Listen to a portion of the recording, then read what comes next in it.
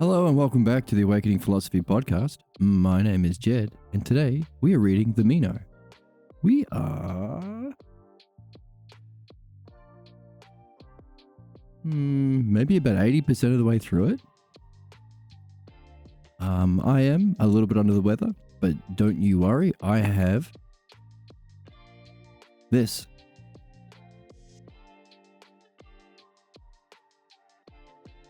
My Evolve, which you can look at if I have to cough. So, yeah, I think if you've gotten this far through the text, you're up to date. Just a little bit of background. We have started doing dream analysis on the channel. Hooray.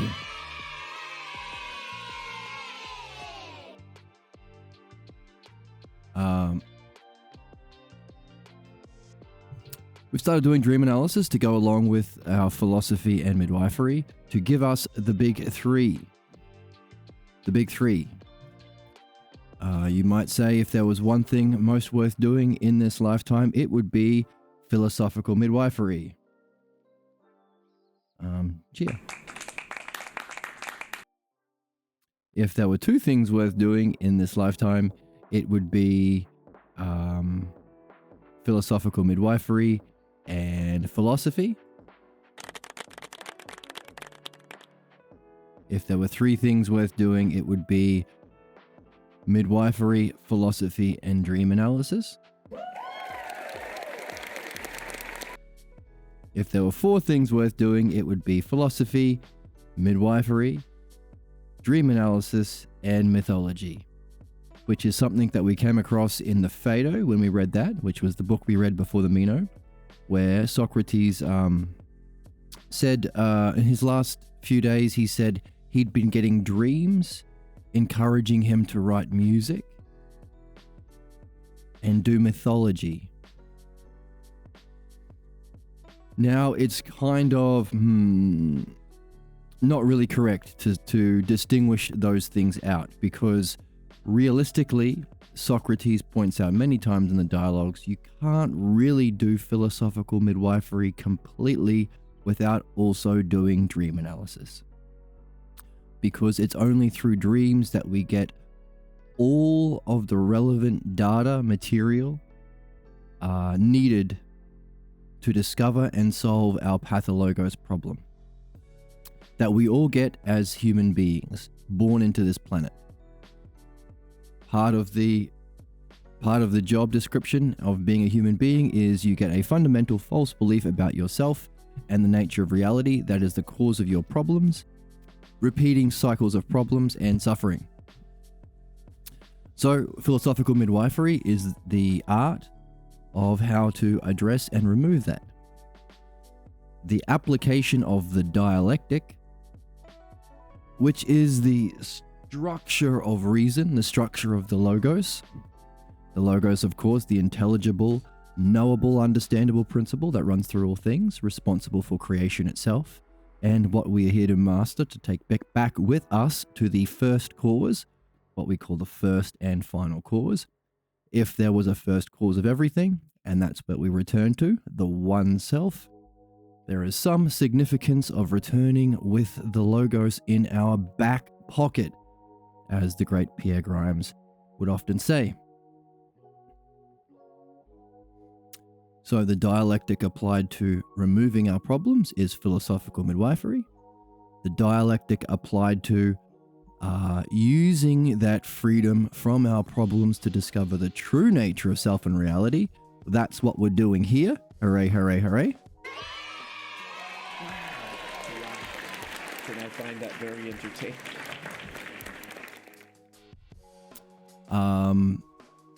But you can't really do any of those with excellence without getting the guidance from your guru being your dream master.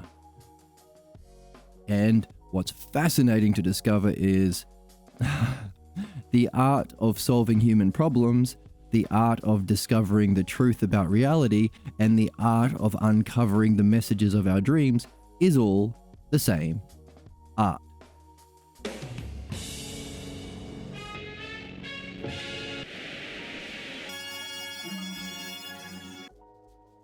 only two options at the end of an argument. One, a win-win-win-win-win. It's a win-win-win-win-win.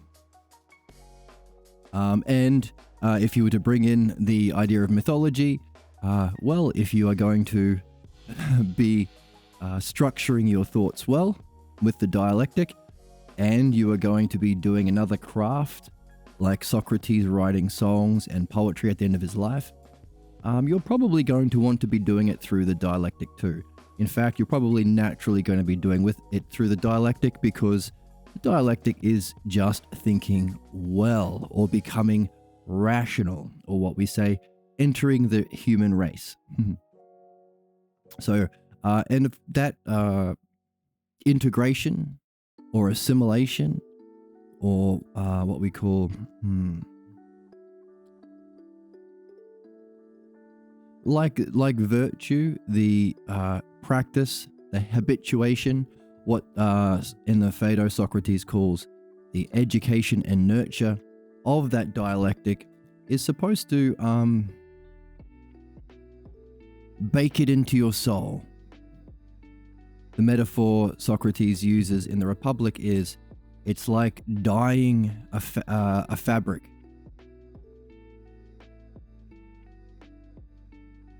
Dyed into the fabric of your soul.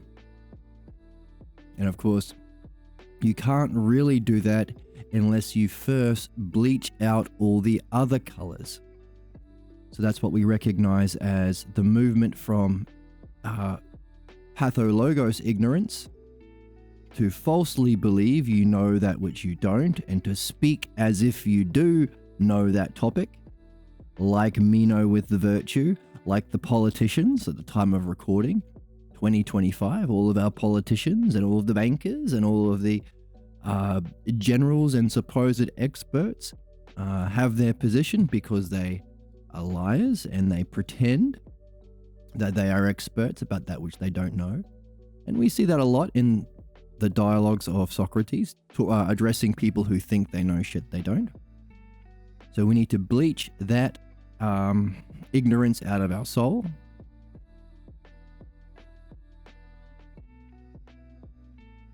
Which provides the condition to actually dye your soul in a way that it will stick. Because we want this to be our way of being, such that wherever we find ourselves, in dreams, in dream worlds, in dream universes, in spiritual or meditative trips, and out-of-body experiences, and after we pass on from this life, we want it to be our way of being. And also our way of functioning. And that's what we are reading in this text here. Socrates is functioning through the dialectic. He's using it in his conversation. He's using it to help guide Meno along. And that's where we are in the text. Angry Anytos has exited. He's threw a tantrum after discovering that you can't teach virtue. And if you have any familiarity with midwifery and the pathologos, you can guess why. Because most people think their mummy and daddy are excellent, and they are really great people, and that's how you learnt what is right and wrong, and what it means to be a good person, or the excellence of a person. And Anytos was one of those people who we might call a yokel or a redneck who despises formal education, which is interesting because Meno is someone who is thinks that he knows about virtue because of his education. So Meno, after seeing angry Anytos get angry, and Socrates says because he doesn't know how to speak well, that's why he's angry, and threatened to kill Socrates, which he may or may not have played a part in actually doing eventually. We had the question, has Meno been made better after seeing somebody else have that same negative reaction to the dialectic that he was having? He threatened Socrates as well, and he called Socrates names.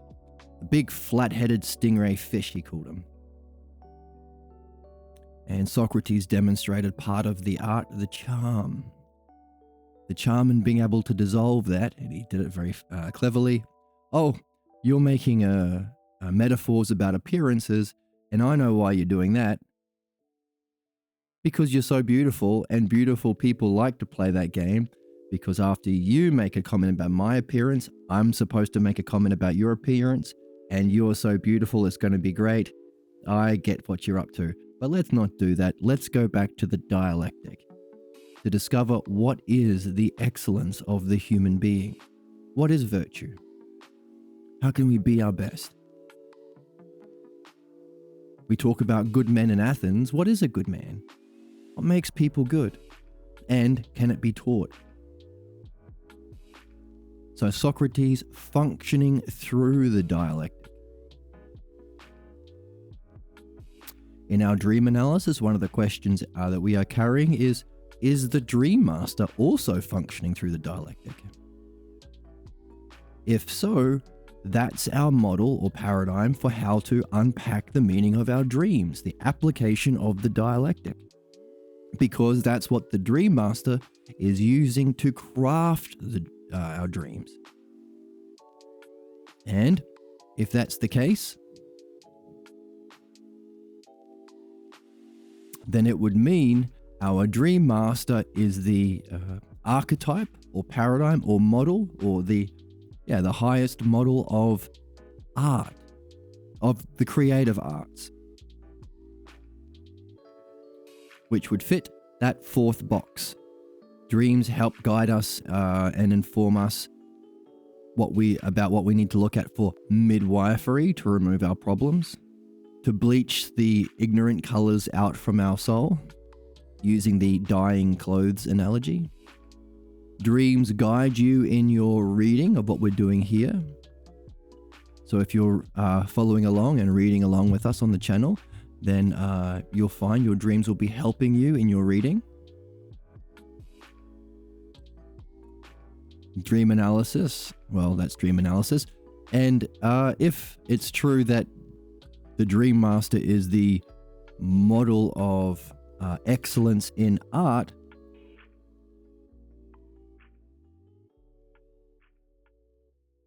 then by reflecting not on the material of the dreams, but on the tools and structure and creation of dreams, on the dream master itself, we can learn what we need for mythology. So dreams covers all four.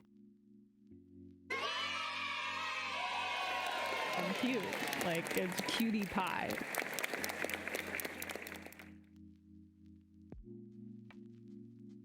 So you might say, well, if there was one thing worth doing, it would be dream analysis. But you can't really do that because your dreams will be guiding you to do midwifery and philosophy. And you could actually make the case, well, okay, if that's the case, then the most important thing we can be doing is midwifery. One of the prerequisites to removing your problems is you have to be seeking your most meaningful goals with excellence. Which means you have to be reading Balboa Translations of Plato too, because that's how you reach your highest goals.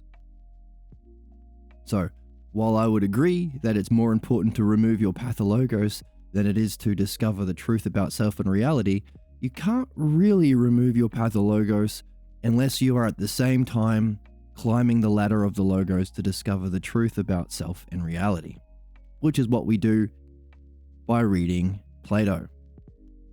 In fact, we just said you have to be seeking your highest goals with excellence, and that's the topic of this book. What is excellence, and whether or not it can be taught? Or what is excellence and how do we get it? If it's so important, if it's necessary for removing our problems, if it's what we need to reach our highest goals to discover the nature of self and reality, and to integrate the process of getting there, the dialectic, bake it into our soul so that we can turn around and function with it.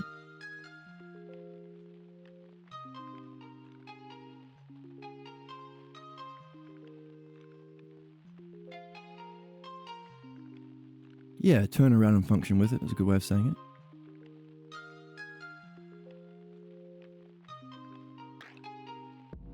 Yeah. Then you can't really do one without the other. So you could say, therefore, the complete or the rational or the full or the total or the whole spiritual method is philosophy, midwifery, and dream analysis. And you might throw in mythology, using it in your creation, because hey, if part of the game is to share it with people, then creating works of art in order to communicate the importance of what you've gone through so other people can wake up to their quest. You're a wizard, Harry. Would be important. That's mythology. Also, mythology is helpful for yourself because it can be a helpful mnemonic device. Writing it into your stage plays. Building it into your video games that you're making if you're a video game maker. Using it to structure your songwriting. This is a helpful way for you to remember the dialectic too. So it's good for communicating to others and for your own memory. That's the significance of mythology. Giving us the big four. So, a bit of background to bring everybody up to speed with where we are as a channel at the time of recording. As I said, I'm a little bit under the weather. You might see my face is a bit flushed. I feel a bit hot right now, which is funny because it's very cold where I am right now. But I will do my best to keep cranking on. What's the word? Battling on, powering on. Keep moving forward. Because hey, if this is what we're doing, then why not spend our time doing it? That makes sense? No, that's okay. I'm delirious with fever, so I can get away with saying crazy things, right? Whore. Hey.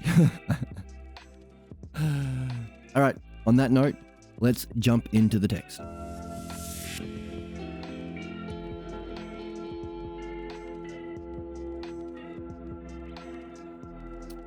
Here we are, page 42. Page 42. There we go.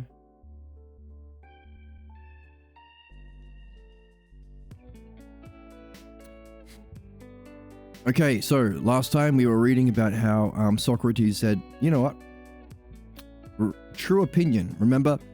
The 4 stages of development human beings go through, which we also, coincidentally enough, have been reading about in the midwifery book. Philosophical ignorance, realizing you don't know, and you don't have what you need to know. Remember, there's a stage below it called pathologos ignorance, where you think you know that which you don't.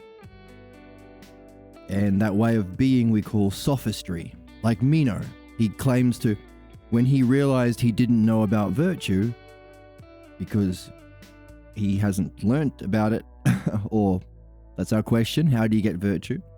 And anyway, for whatever reason he doesn't have virtue, he still says, well, I can still talk very well about it. I've given many great speeches and talks about virtue, and I still think I can.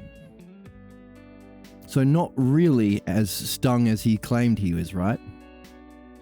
But the same kind of stuff we hear. The Joe Rogans and the Liver Kings and the Jordan Petersons and the politicians and the Alpha Bro podcasters and the self-help gurus and all those people claim to speak very well about stuff they have no idea about. So it's very, very familiar stuff for us. But we want to go past that pathologos ignorance, to be tied to your ignorance,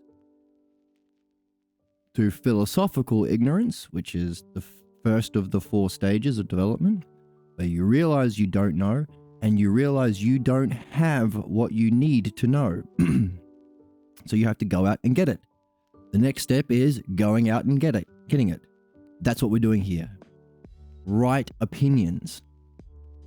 Finding someone who has gone through the whole journey, like Socrates with the Logos, and Parmenides, his teacher, and Diotima, another one of his teachers, who we read about in the Balboa version of Plato. I say it a lot of times, but if you're not reading the Balboa version, the Balboa translation, you're not doing philosophy. Because every single word matters. And the great betrayals of our culture have been the shitty mistranslations of Socrates, leaving out the key words, leaving out self, which is insane to think about because it's all about self. Every level is different level of self. That's insane to think about. Mistranslating the aspects of being, eidos, as forms. That's insane. How can you do metaphysics? You can't do metaphysics. You can't do philosophy. If you think Plato believes in the forms, that's nuts. And the third one, the Logos.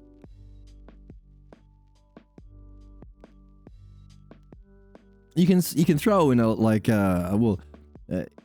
translating the word Logos, which is fundamental. That's the thing that we are learning. That's the skill. That's our method. That's the ladder. Sometimes it's translated as reason, sometimes wisdom, all sorts of crazy nonsense. It's all over the place. And this is very specific. Imagine opening I use becoming a mechanic as a metaphor. Imagine trying to learn how to fix an engine, and sometimes they call something the gas plug, sometimes they call it the carburetor, sometimes they call it the spark plug. That's insane. Those are different things. You can't just play loose. Anyway, Balboa version of Plato. And it's free. And there's a link below. So yay for me for putting a link below for you. You better not. I'm cute. Like, it's cutie pie. Okay, Emma. So, getting out of pathologos ignorance, emptying your cup, to use a Buddhist expression. So that's philosophical ignorance. And then getting the right opinions from the people mentioned. But then seeing how and why it must be true. Or another way of saying that, applying the dialectic, seeing how you can fit the right opinions into the structure of the dialectic. That's the movement to understanding. And of course, that understanding is only worth its salt if you can go out and confirm it in your direct experience, which would be in midwifery, being able to reach your most meaningful goals and being able to function as a midwife yourself. In philosophy, it would be being able to directly experience the nature of reality, eternity, truth, and being able to turn around and help people through the process like Socrates is doing right here. And then, of course, beyond that to the self. And dream analysis, being able to understand your dreams and being able to guide people through their dream analysis too. So, the 4 categories of cognitive development. And Socrates is here saying, hey, true opinion is no worse of a guide than phronesis. Now, we've just said that there are 4 stages: ignorance, right opinions, understanding, and knowledge. But actually, because we've been talking about virtue, and virtue isn't just having one aspect, courage itself, justice itself, which is here. So these are all all of the eidos, or forms if you wanted to be a terrible translator, they exist as objects of knowledge, aspects of pure being, but we don't want to have them. We want to have all of them, which means to have all of one level, you have to transcend to a higher level of whole, transcend to a higher level of wholes, allowing you to have scope over what's beneath. So, for example, we are gaining understanding in philosophical midwifery about beliefs, and because understanding is above beliefs, we can help people go climb out of their beliefs. So one of the things we read in chapter 3 is there are 6 classes of beliefs: pathologos, prejudice, supernatural beliefs, simple beliefs, scientific beliefs, and axioms at the top. That's understanding. Seeing the parts, seeing how they fit together as in a whole, seeing how they can be hierarchically arranged, and also seeing how you can progress through them. That's understanding. Understanding is a higher cognitive function than belief. Therefore, developing the understanding in philosophical midwifery about beliefs allows you to have the scope over all beliefs and help people through them. Whereas if you were just at a level of belief, if you're a scientist, you can't do that. If you're a religious person, you can't do that. If you're a prejudiced person, you can't do that. Because these are all aspects of belief, or levels of belief. In a similar way, what we have discovered in our quest for virtue in this text is, hey, if courage and wisdom and justice are all aspects of not belief, but knowledge, it can't be an object of knowledge, which was why Socrates concluded with Meno and with us, after going through that dialectic, that you can't teach virtue.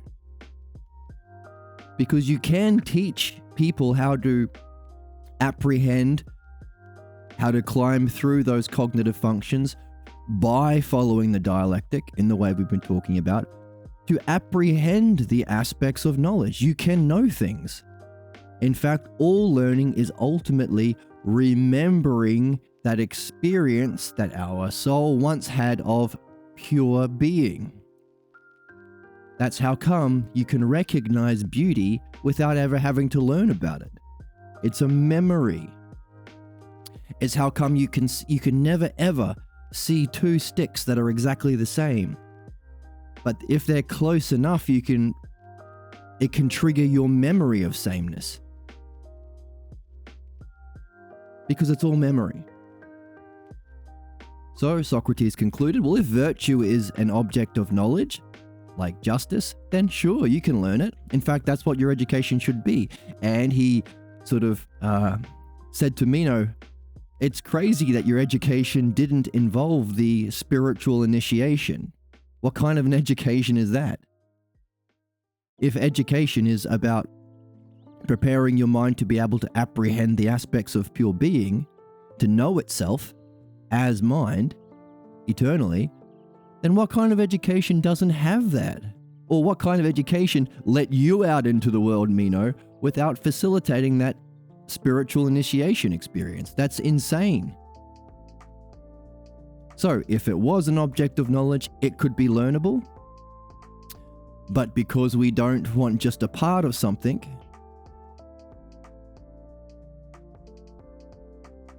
you can't say you have a bike if you've only got its front tire. We want all of the parts.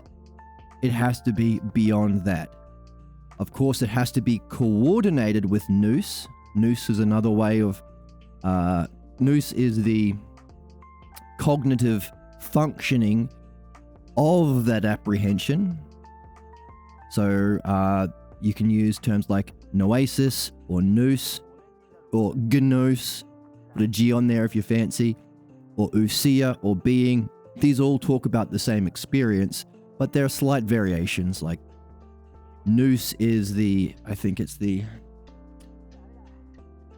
It's the name for it. Ousia is its dynamic.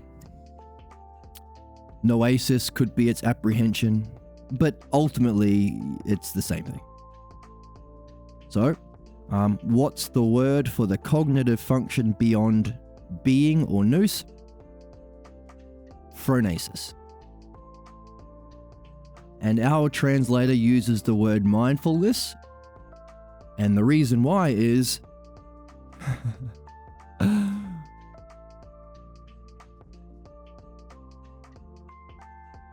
well, we're very fortunate that our translator studied with Dr. Pierre Grimes before Pierre passed away last year. But Pierre brought us all the way up to phronesis, but didn't really get into the study of phronesis. He left it for us to do. So our translator is not as familiar with phronesis and hasn't yet, well, at the time of translation, maybe he's learnt more now, didn't acknowledge the significance of translating phronesis as phronesis the same way he translates logos as logos or ousia as ousia, because there are certain key words that aren't in our language, so we have to bring them in.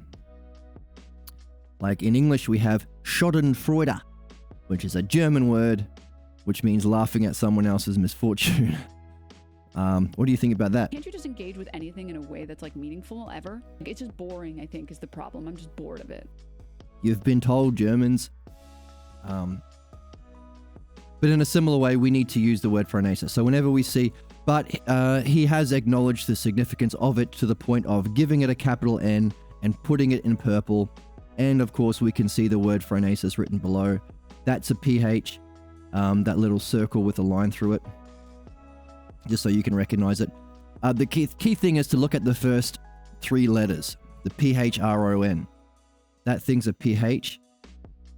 That P is an R, and you can think of just removing that little bit at the bottom of the circle, so it kind of looks like an R. O is O, and V in ancient Greek is an N, so just flip it upside down. Thron.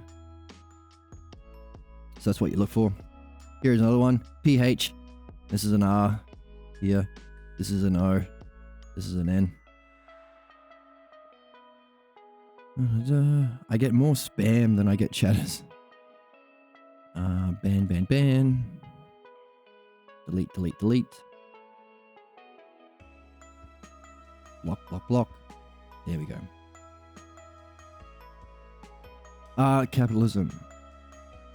Why waste your time spamming? Because someone's got to pay the landlord, right? Anyway. So, we have so far concluded that it seems that you can't teach virtue because it's not an object of knowledge.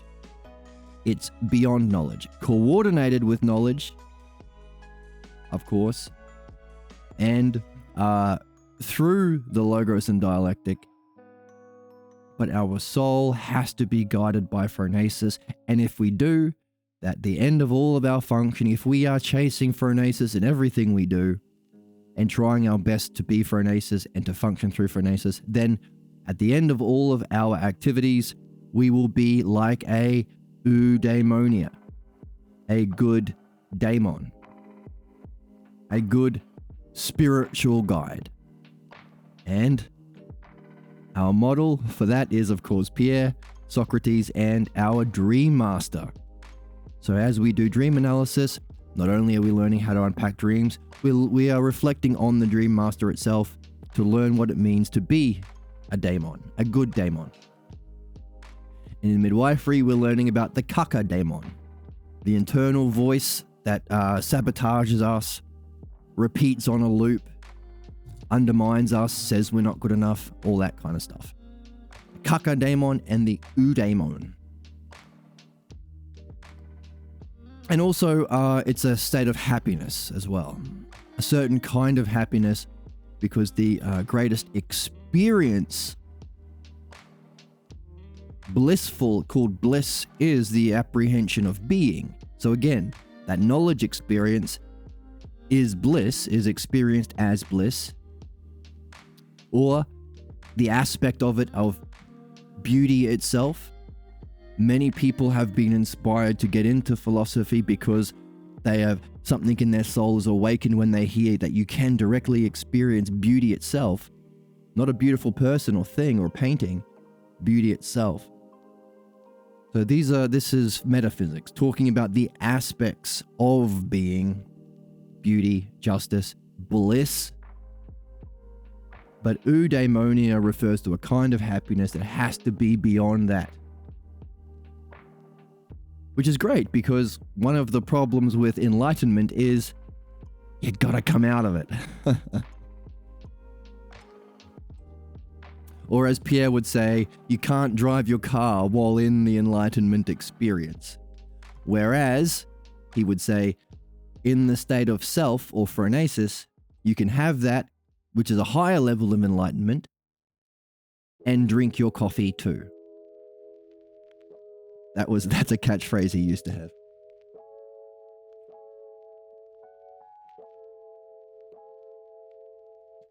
Which is also the problem, I think, Plotinus's problem. He had that experience and he came out of it and he was very pissed. Why does God hate me? Why did I come out of it? Why am I back in here in my body? I'm not in bliss anymore.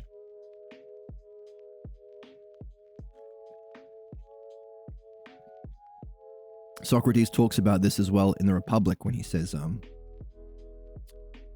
he urges people not to dwell in the isles of the blessed. Come back and help the rest of us.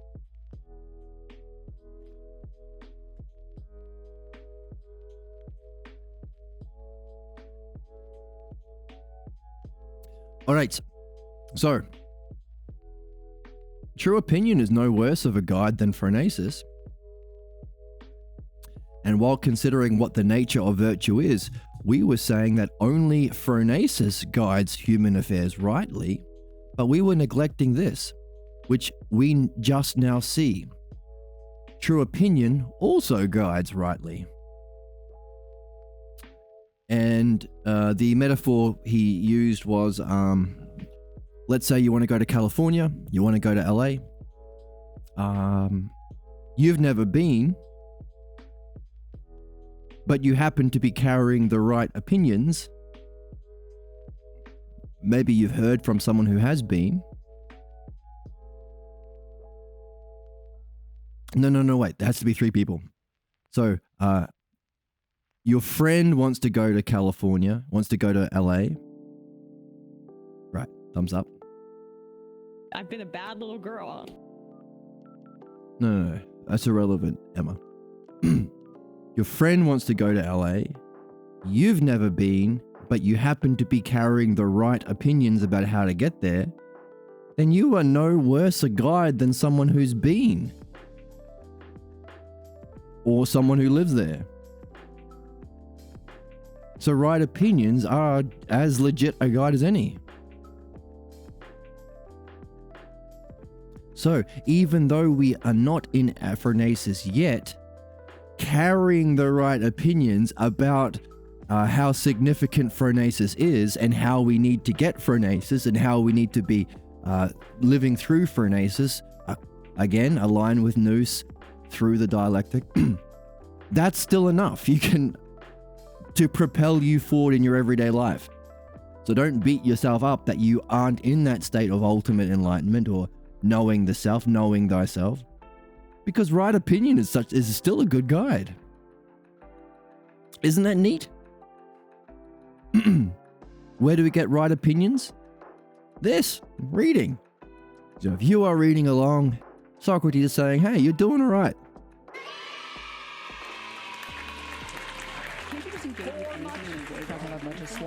It's just boring. You've been a bad little girl, you're getting a vigorous spanking right now.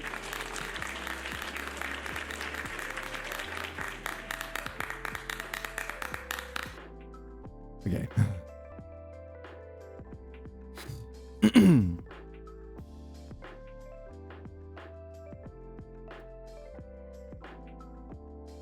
Accordingly then, right opinion is no less useful or beneficial than knowledge.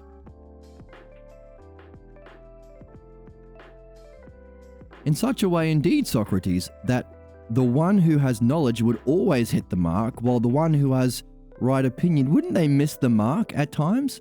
Socrates says, what do you mean? Will not the one who always has right opinion always hit the mark, so long as their opinion is correct?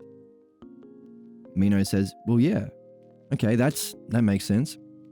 Why then, Socrates, is knowledge so much more honored than right opinion? What accounts for the difference if both instructions to LA work? Socrates says, then do you know what accounts for your state of wonder? Or shall I tell you? Please tell me, because you have not offered up your mind to the divine images of Daedalus. Who's this guy? He's a poet. Socrates likes to quote poets of the day who happen to say he selectively picks ones to use for his own reason. Like, this is one of the things he said. That they will run away and escape if they haven't been bound. That any work of art of Daedalus that is left loose is not worth much to acquire. But that is just like acquiring a runaway slave, because they don't stay, they don't remain. They are worth much more if your slave has been bound. Well, problematic metaphor, but let's keep going. For Daedalus' works are very beautiful. Then to what am I referring when I say this? True opinions. For true opinions are also beautiful possessions, just like his artwork. And all they do, all their effect is also good. For as long as they remain. But on the other hand, they're not willing to remain a long time. Like a runaway slave, you might say. And so they run away from the souls of humans, so that they are not worth much until they are bound by a certain logos into causes. Remember, the movement from right opinion to understanding is to find the causes and principles as to why it has to be the case. That's why the best people out there who are sharing their voice happens to be the people who are reflecting with reason on the causes of problems and are demanding principles be followed by people in power, or people who are to be good people. So people who have one rule for you and one rule for me, one rule for me, one rule for thee, that's not a principle. Blaming immigrants isn't addressing causes of problems. That's propaganda, bullshit, lying. So the best people who are surfacing at this problematic time of history are the people who are reflecting with reason on causes and principles. We're gonna engage in dishonesty? Too stupid to understand. That's weird. And also, I'm too pure. There we go. I promise I'll update my soundboard soon. I've been working on the programming part of it. It's taking a million years and I'm not doing very well. Yeah. So, similarly, Socrates is saying it's this reflecting with reason, logos, on causes that nails down your right opinions. No good having a beautiful piece of art if it runs away.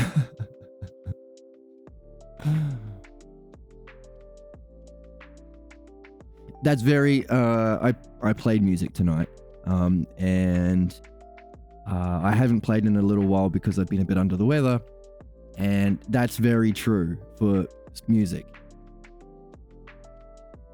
If you don't understand the songs and have them nailed down, if you haven't memorized the lyrics and they run away from you when you want to play them, and it sucks to open up I've made a little app on my phone. I'm pretty proud of it. allows me to look at chords and lyrics and it scrolls automatically and I made it myself.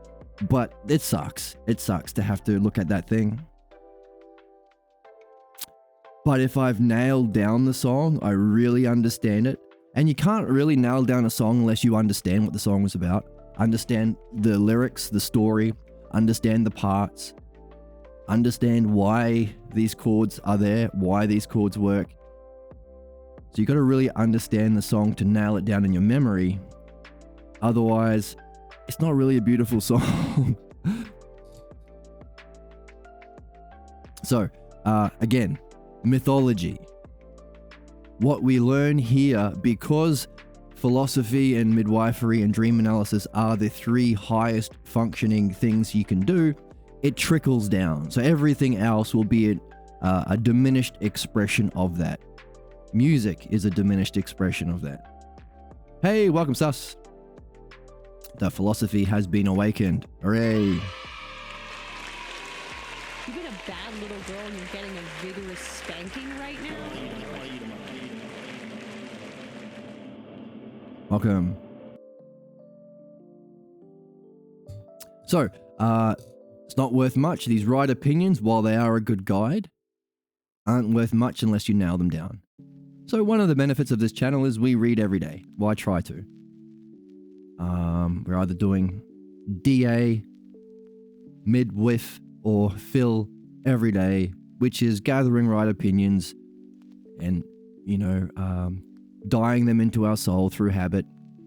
But we really need to take the right opinions. You need to be taking your own notes, nailing them down, organizing them as best you can according to the structure of the dialectic.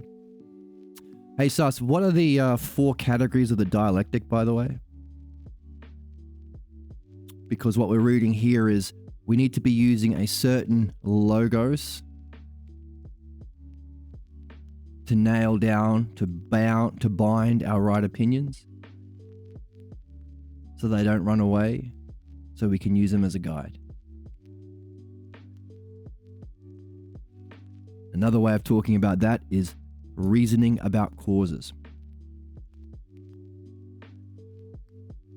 But this, my companion Meno, is recollection. Talking about memorizing songs a minute ago. As it was previously agreed by us. Thus, in the first place, after they have been bound, they become knowledge. And at that time they steadfastly abide. Knowledge abides. And surely then, because of this knowledge, because of this, knowledge is more honored than right opinion. And knowledge differs from right opinion by being bound. That's interesting. So, because knowledge is an experience of a different or higher dimension of reality, you have to separate from your physical senses. It's a memory of where you were before you were born into this dimension. Certain psychedelic drugs, like back in their day, they had ergot. Half the town would take part in the spiritual ceremony once a year, where they'd all take what we would call today LSD. But again, that's not helpful unless you have spent that year training in, of course, midwifery and philosophy and dream analysis.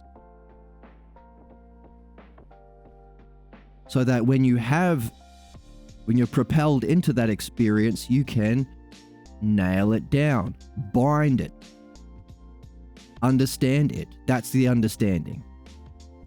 So, right opinions can be nailed down with understanding, and also that understanding facilitates, so you don't even need drugs, can facilitate the experience of knowledge.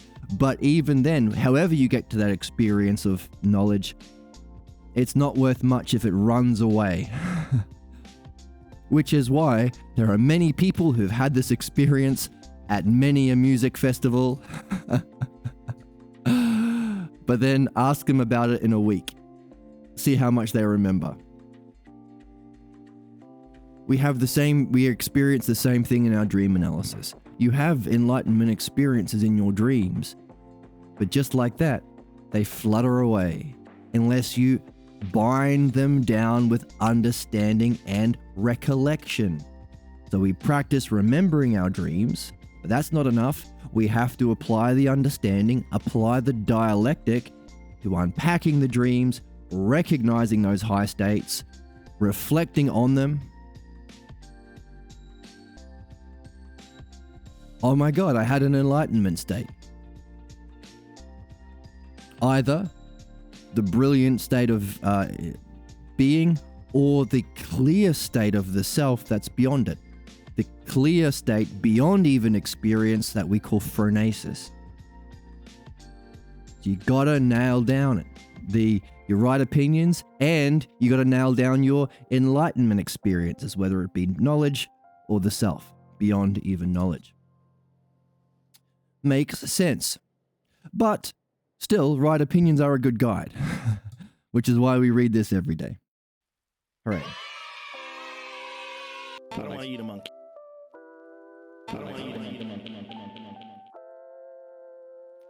And that's why we don't eat a monkey. Okay, so after they've been bound, they can become knowledge. Understanding can propel us to knowledge. And they abide. Excuse me. Drink my Gatorade. Some ASMR.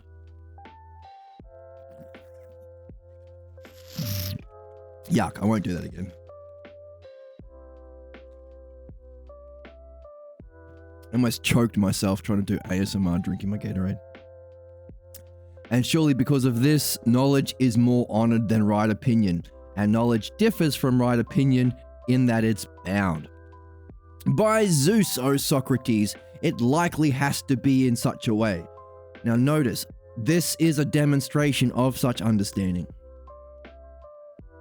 Understanding isn't truth, isn't knowing, it's likely. It's most likely.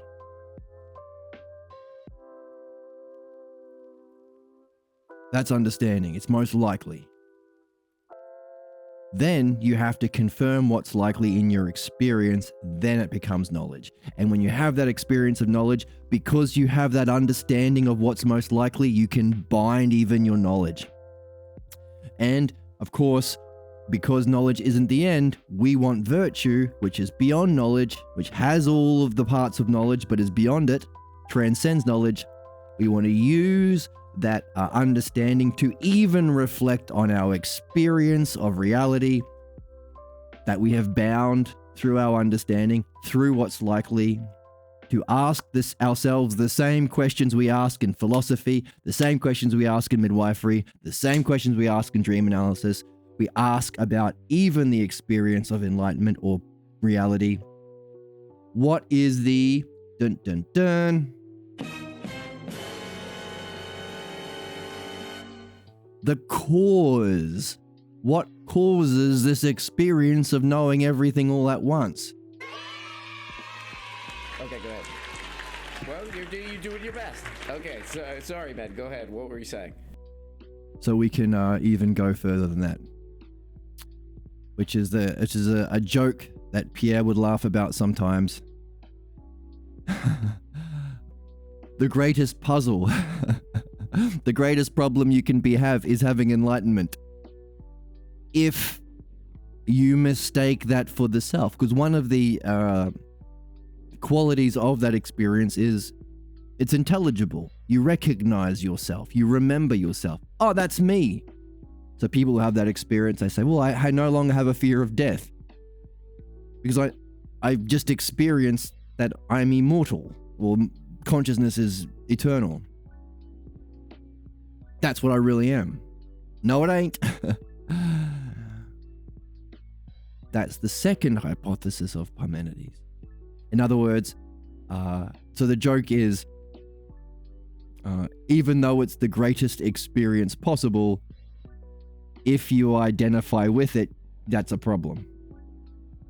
And it can be a big problem if you're not familiar with philosophy. And Pierre has stories about, meeting this or that person in this or that group or cult or religious group who was in a brilliant light experience, and they think they're the next coming of Jesus or something, and everyone else is telling them that they are. And then they ask a question, hey, by the way, doesn't that experience have to have a cause? And because they've identified with it and they've built up their ego and their role within the group to this experience, it's devastating. Can be devastating. Unless you're in the game. I'm looking for someone to share in an adventure. The game of learning to understand understanding. And also midwifery, the game of using that understanding to free yourself from false images of yourself to really know yourself. Hey, you're not that voice that tells you you're no good. You're not your bank account. You're not how many cars you have. You're also not your mind, even the highest reach of mind. That's still something you have. Which is what we talked about earlier, what Socrates talked about, the movement from knowledge, which is learnable, to phronesis, phronesis. Big chat. Welcome, first time chatter. Welcome, welcome, welcome. So knowing the cause of the effect in your life, that understanding becomes knowledge. And that sound understanding becomes the truth behind your experience. And you lead with that knowledge and apply that formula in everyday thinking to achieve the understanding of the logos. Logos is the understandable pattern of reality, not just understandable, we call it intelligible, because it is understanding, it's the model of understanding, but it's also knowable. One of the aspects of the knowable experience is its intelligibility, is its understandability. In fact, that's the highest aspect of it. So logos is also verifiable indirect experience. The pathologos is the false image of that you get from childhood in a spiritual transmission-like experience when you are in the state of self, you are pursuing your highest goals, you're 4 or 5 years old, somewhere around that age, and your parents come in and they push their own bullshit fucking fears of that experience onto you. Not in this house. Don't you get it? If you are this open, people will take advantage of you. They don't say it directly. They treat you in a negative way and they leave. They put on a big show. It's a big act. They know they're doing it. They don't know why they're doing it. And we walk away from that scene taking the blame.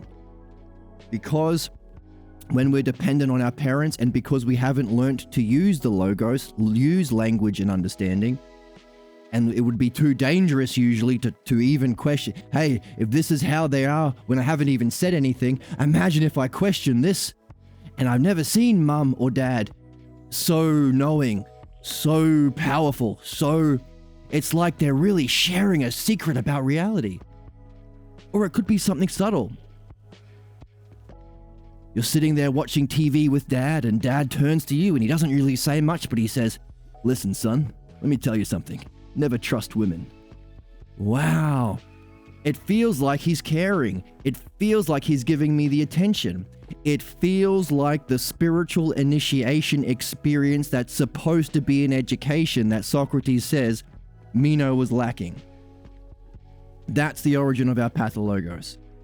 We forget it because we never put words on it. It becomes a psychic parasite that guides everything we do in life, turning us into an NPC, turning us into a zombie. Tragically, the more we try and be our best, the more we play out that injustice. We do to others what we suffered ourselves. Thus, we have to go through a kind of detective process to discover our problems. That process is the art of philosophical midwifery, the dialectic applied to discovering your pathologos, your sick belief, your sick reasoning. So it's the application of understanding, the dialectic, to removing what's false. Philosophy, what we're learning, the application of understanding to nailing down your right opinions. But also, hey, you're focused on something true, eternally true. You're applying your highest thinking to it. You're curious, you're open. These are all formally the conditions for meditation or yoga. In fact, all other meditations or yogas take bits and pieces. They all forget the logos. That's the problem. So not only is understanding through the dialectic the way of nailing down your right opinions, like Socrates is saying, it's also the method for facilitating that experience. And because you're having that experience with the understanding in your back pocket, you're going to make sense of what you're experiencing. If you saw a rugby game and you don't know what a scrum is or a maul is, if I showed you a minute or 20 seconds of a rugby game, you'd be freaked out. What the heck is going on? These brutes fighting each other and punching and kicking, and what the hell? This is terrible. I want no part of this. That can be your experience of knowing your mind without understanding, to nail it down. And of course, we don't want to, hopefully we've practiced this art of asking questions about causes enough. So even when we are completely in an experience that can be the most overwhelming, beauty itself, everything all at once, and remembering it's you, hopefully even in that potentially most overwhelming experience possible, you still have that way of being of, interesting, I wonder what the cause is of that. So you can go beyond it to know the cause, which is the self. Which is fascinating, because if the self is beyond even the divine, there's no need for faith. You don't have to believe someone else that you are a self, because you are a self. You don't need to believe someone. Immediately, all the bullshit that happens when people fight over this or that supernatural beliefs that cannot be proven. You can't prove Mary was a virgin. Or beliefs that are disproven. We know that the world is not 5,000 years old, but certain crazy Christian groups still have to think that. Otherwise, they get exiled by their family. We don't need that anymore. It's barbaric. And of course you don't, because you don't have to believe anyone that you have a self, that you are a self. So, very good point there in the chat. Very, very well said. What I tried to do is, because it's your first time chatting, I tried to nail down some of the technical terms that you yourself were mentioning. Pathologos, sick logos, these sort of things. But yeah, well said. So, there's only two options at the end of an argument. One, you're wrong, but now you always get to be right about that topic going forward. So you get to learn something, which is always a plus. Or two, you're right and you get to revel in being right. It's a win-win. It's a win-win. I'm working on a soundboard. So, in the first place, after they have been bound, they can become knowledge, and at that time they steadfastly abide. And surely then, because of this, knowledge is more honored than right opinion, and differs because it's bound. By Zeus, Socrates, it's likely to be in such a way. Soc, and I certainly do not speak as one who knows. Interesting. but by way of comparison. However, that there is a difference between right opinion and knowledge, as it appears to me, I do not at all infer this by comparison. But if indeed there is anything I would say that I know, since there are very few things that I can say this about, this one then is one of the things I include among the things that I know. If you've ever been on Facebook and your grandma sends you a quote justifying her ignorance, well, Socrates, the wisest man ever, says that he is wise because he knows nothing, so I'm just as wise as Socrates. You can message back to Gran, hey, fuck you, Grandma, you're an idiot. Just turn to Stephanus number 98b or page 43 in the Balboa version of the Meno, and you will see that Socrates does say he knows some things. That quote is a misquote. What Socrates says is he's wiser than these other dopes who are claiming they know things that can't be objects of knowledge. So I'm wiser than these idiots because I don't mistake something that's not knowable as something I know, like these jokers. Because they don't know what knowledge is. They don't distinguish it from belief or faith or right opinion or simple beliefs or axioms. So, be a good philosopher and abuse your grandma on Facebook. Too stupid to understand and also refusing to understand. Why not both, right? This is where we are. Let's keep reading. And you speak correctly indeed, Socrates. So that's neat. By the way, that's cool. When Socrates says he knows something, that's something that's pretty awesome to see. What then? Is the following not correct? That when right opinion or true opinion guides, it is in no way inferior than knowledge in bringing to completion the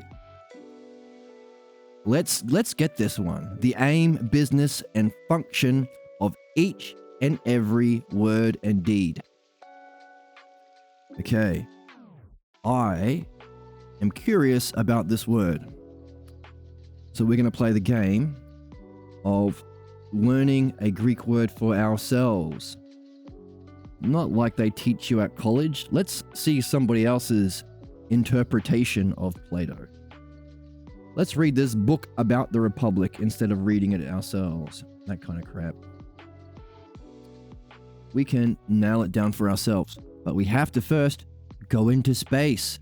Ooh. Go into space. Here we are. So we paste it. Whoops, not that button. Whoops. Don't know what that is. Not what I wanted.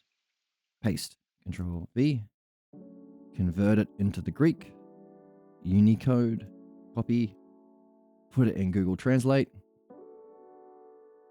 Praxeos. Praxios. Praxeos.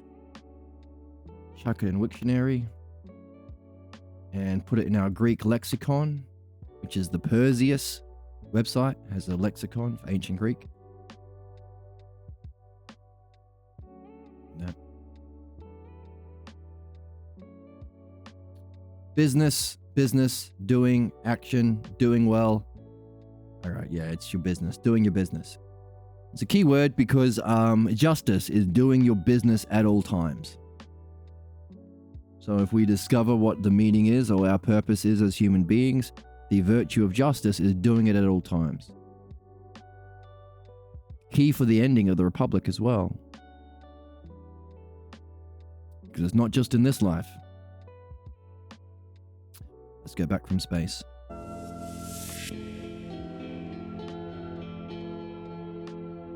Here we are. So, Right opinion is still good in bringing into completion your business in every way, in every work and deed. That's important because, let's try find work. So one of the ways of one of the aspects of reading Plato is sewing the pieces together. So here he is talking about doing every work and deed. Every work and deed? That's strange. Everything? Hello there, brother. Greetings from New Orleans, Louisiana. Wow. Welcome, welcome, welcome. I hope you enjoy the reading and the channel. You can find past episodes on the YouTube. There should be a link below. Or if you're on YouTube, you're already on my channel. You can find old playlists. If you have any questions, feel free to ask. The aim of this channel is to make our purpose as human beings, to become rational, to learn how to think, to remove our problems, and to discover our highest purpose, to make that accessible and fun. So any questions, feel free, shoot them. So, doing your work at all times.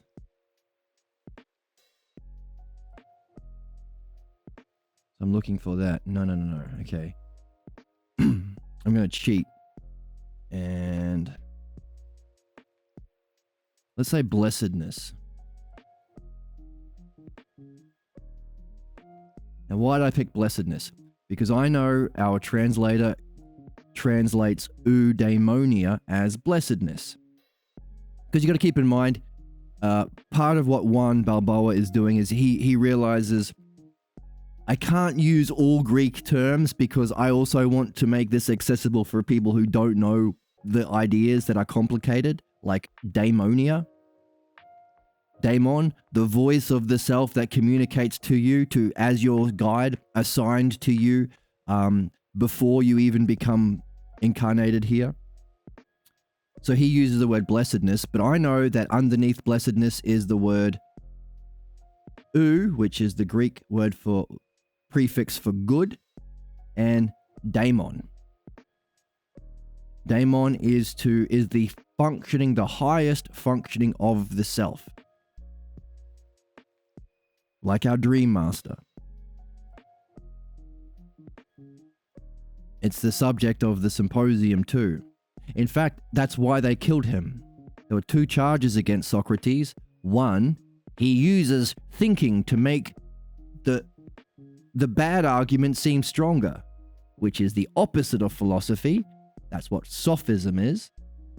But the other, and he said that's just prejudice, and he dismisses that, Socrates, at his trial. But the second charge was that he doesn't believe in our religion, and he goes, yeah, that's right. And he has his own daimon. Of course, yeah, I'm guilty for that. Because we all have the voice of the self here to guide us. That's the daimon, the good daimon. We also have the kaka daimon, the bad daimon, which is the voice of the pathologos, keeping our problems alive, which seems like a shitty thing because it keeps us trapped in our suffering. We can't even change our mind with reason. It's a win. Wait. The problem is that you can't reason someone out of a position that they didn't reason themselves into. I apologize. My soundboard slows down some things. So you can't reason yourself out of it. But that's why people are stuck. That's why we are... Where's the joy? Wait. No one seems to be learning or growing or addressing actual problems. No one seems to be learning or growing because our kaka daimon keeps us trapped, unable to follow the logos. But in another way, that's kind of for our benefit because it forces us to learn the art of midwifery. If we don't, our species is fucked very, very soon. So it's very important that everyone learns philosophical midwifery, and the voice that keeps your problems alive is the kaka daimon, which is from the, here we go, kaka daimon underneath here, which is the voice of the anti-self, or what we would call the pathologos, image of the self. Here. Anti, this suffix means anti, the anti-phronesis, the anti-state of self. So why is that important? Because, let me just finish this thought. Because if everything we do is aligned with our intellect, with knowledge, with nous, but is guided by the state of self, phronesis, then everything that we do, everything that we attempt or endure in life ends in us getting into that eudaimonia state. But if we are led by the pathologos, or the anti-self, everything we do ends in our kakadaimon, ends in our suffering, perpetuating the cycle of injustice. That's the human game.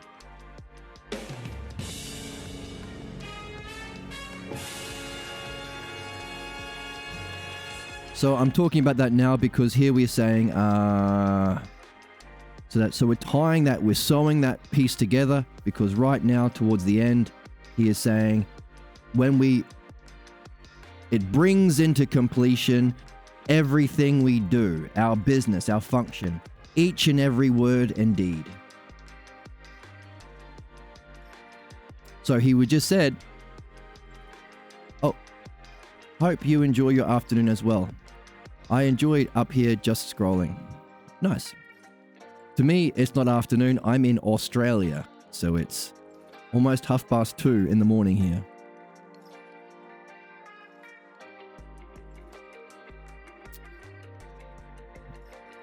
I'm a musician, so sometimes I play out late at night, but I try and get in the streams where I can.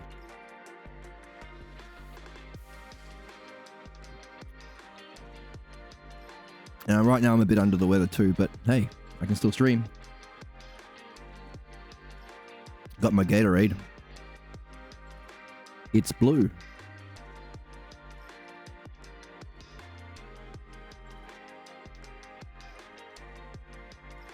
Check out my music channel, Jed Phoenix Music.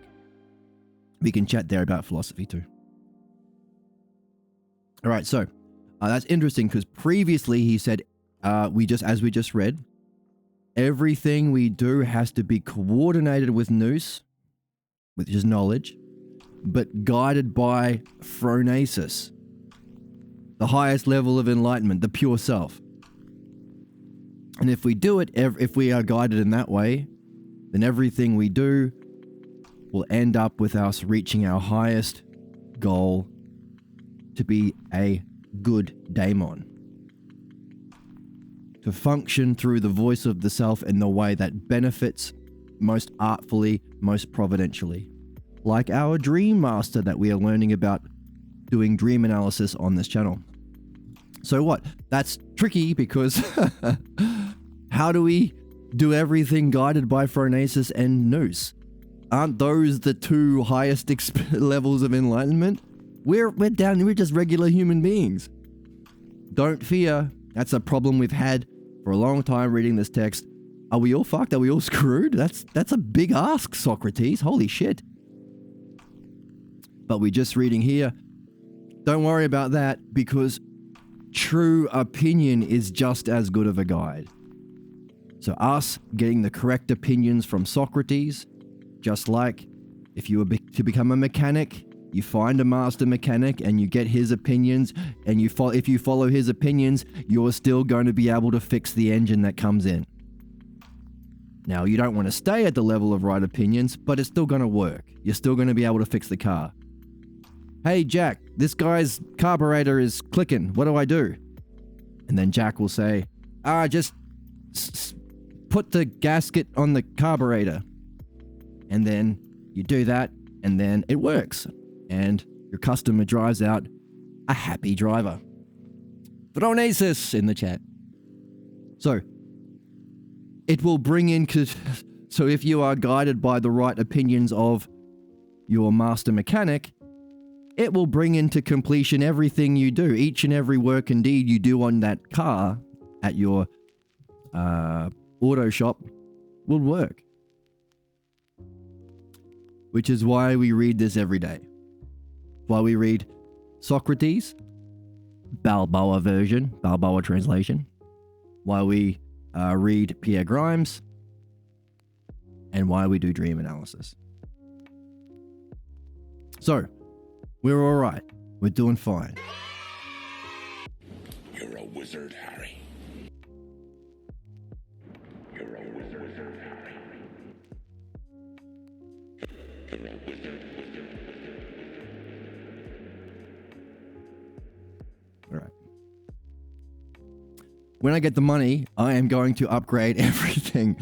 I'm trying my best to program my own app that makes use of my launch pad here to do soundboard and effects, but I really want to get myself a chaos pad. I had a play with one back in the old days. Doug from Tim Heidecker's Office Hours has a chaos pad, but I'm trying to replicate it. But I know nothing about programming, so it takes me a million years to program something. But I can still do this.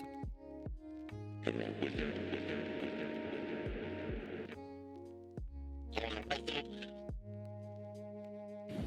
a wizard, Harry.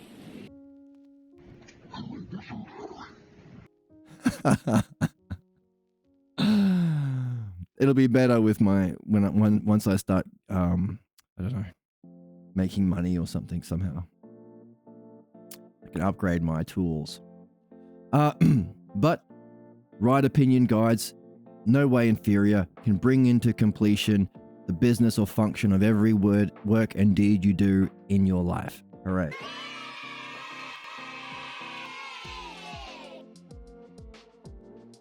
Meno, there again you appear to speak the truth, Sock.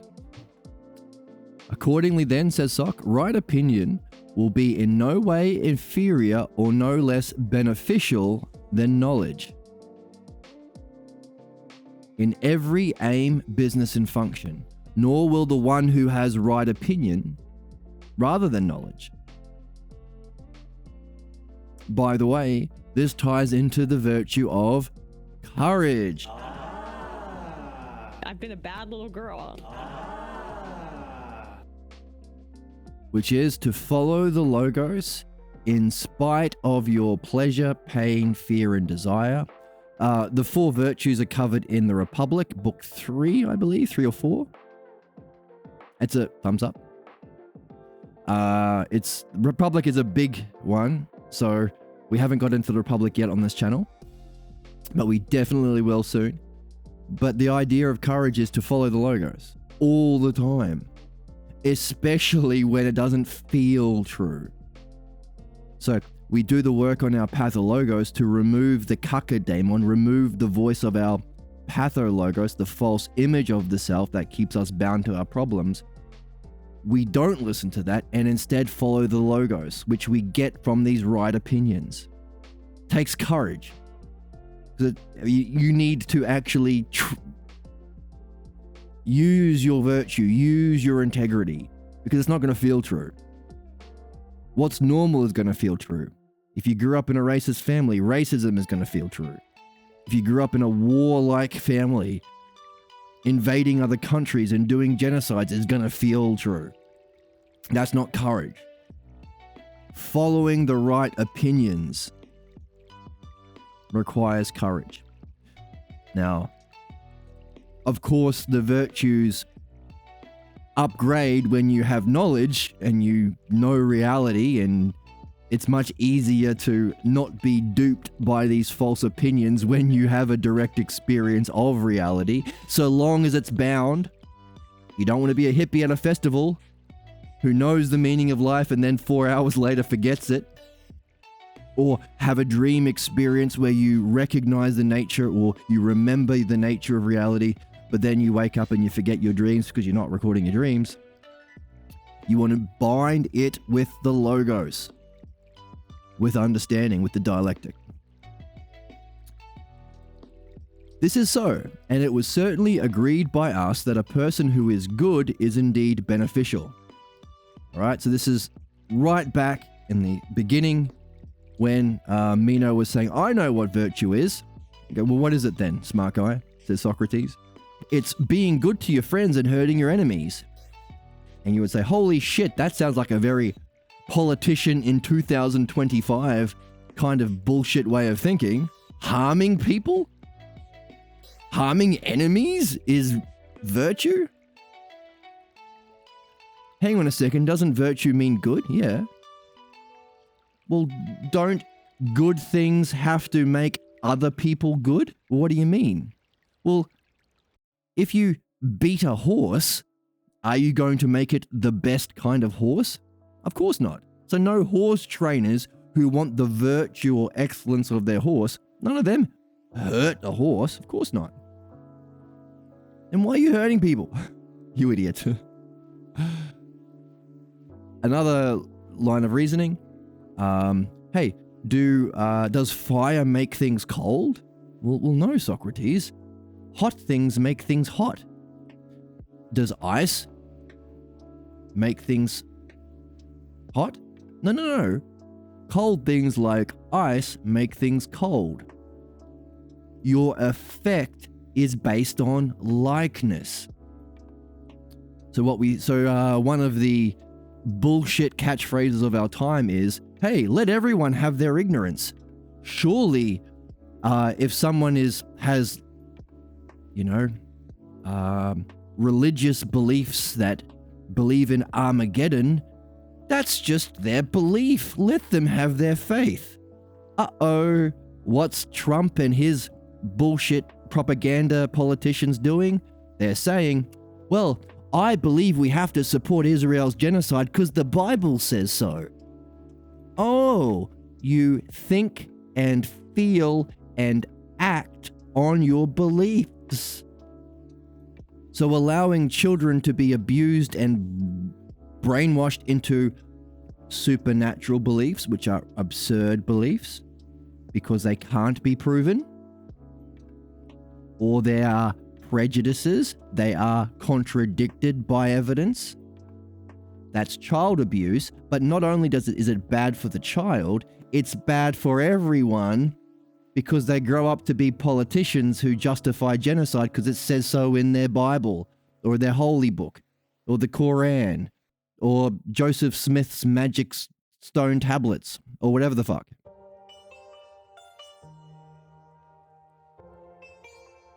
The principle is likeness, the same principle that we talk about unfolding. The self unfolds through likeness, the logos of reality in knowledge. And then knowledge turns upon itself and uses itself as a model to create the physical world. This is the Timaeus, by the way. But the fundamental principle is likeness. Your effect is a likeness. Your creations are a likeness. What you make is a representation, is like yourself.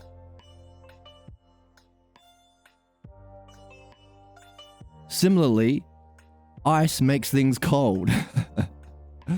Fire makes things hot. And virtue or good people benefit. It's fucking stupid, therefore, if you've gone through the reasoning, to think that virtue can be harming people. So that simple line of reasoning is sufficient to wipe clean all of the disgusting, terrible things we are facing as a society through capitalism and hoarding of wealth and wealth inequality. It's not good to keep people in poverty. You idiots. Wake up, come on, let's go. You are not a good person if you are not benefiting. Capitalism, gone. Fascism, gone. Genocide, gone. War, gone. Wiped clean as a species. Now, this is secondary. This is not a political stream, but it's likeness. Primarily, your job is to evolve your own soul. And however long we have before we blow ourselves up as a result of our pathologos not being addressed as a species. However long we have, do this. But if we do it well, and we do it at all times, through likeness, our goodness will make others good. That's called benefit. Which is why we talk about it over coffee. You have coffee with your friends and they say, hey, let's do some gossip about, who's the hot actor nowadays? Harry Styles. Let's gossip about who Harry Styles is dating. No. Let's talk about the Meno.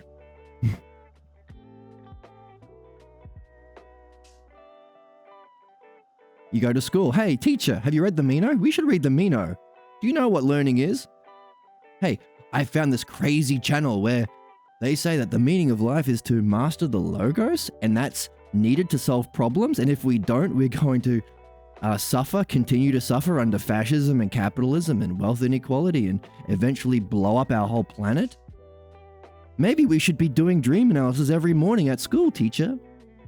And if enough people say it, eventually we'll be doing it. And through likeness, our goodness will benefit our species, our planet, our society. Again, secondary. Your soul is what's important. But it's worth reflecting because Meno is someone who is from a rich family, has connections, political connections, paid for the best education, so he thinks he's the wisest. He's even friends with the king of Persia. He'll decide who they go to war with, who they murder, what children they rape and murder as part of their war campaigns. Anytos, the guy who got pissed and ran away because reasoning showed you can't teach it, because if there were teachers of it, all these people who are supposedly good people would teach their kids, and they're not. They teach their kids everything else, and they spare no expense, and they even get teachers from overseas in, from other cultures in. But how come their kids are fools? Hey, if Donald Trump is so good, MAGA people, how come Donald Trump Jr. is such a towhead? So you can't learn it, it seems. Anytos got pissed, and then he was one of the people who politically brought the charges against Socrates, the very person who is saving our human race right now, giving us what we need for our spiritual development and for our species development. They killed the guy. So it is important. It is an effect of goodness, the effect of benefit. It is the functioning of the good daemon, which is where we will end. So it's worth talking about it, but again, it's secondary. It's for your soul. It's for your development, which is the Republic. The challenge they gave to Socrates at the beginning of the Republic, after they kidnapped him, by the way, was, hey, what if everyone thinks you're the worst person in the world? Everyone thinks you're the most unjust. Is it still the best for you to be just? And the answer was, well, read the book. Spoiler, yeah, it is.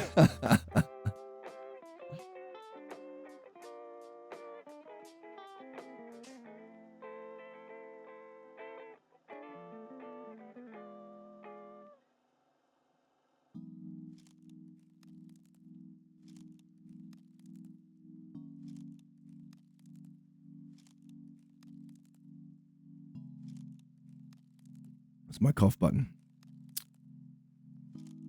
Humanistic values, yeah. Those poor kids, yeah. Yeah. Poor kids. We can do better. So, it was certainly agreed. By the way, you can do that. If you have any influence over anyone, say, hey, by the way, what's virtue? And if they say, well, any sort of punishment or any sort of war or any sort of genocide or any sort of abuse, punishment and blame. Oh, really? So you think virtue or being good involves harming people? By the way, if you harm people, are they made better or worse? Oh, worse. So can a good person make people worse? Or is someone who is good beneficial and is beneficial towards others? That's it. That took like less than half a minute.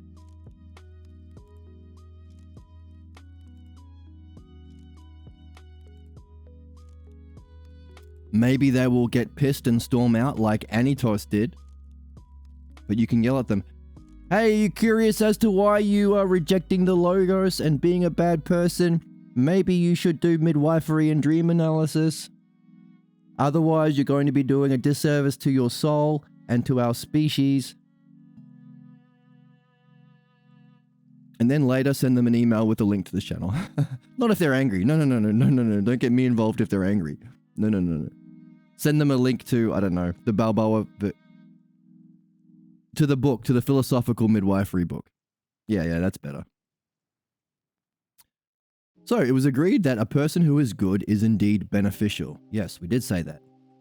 Now then, seeing that it is not only knowledge, but also through right opinion, that people can be good and beneficial. Not only knowledge, but also through right opinion, people can be good and beneficial to their cities. There we go. See? Justified my political rant. No one seems to be learning or growing or addressing actual problems. There we go.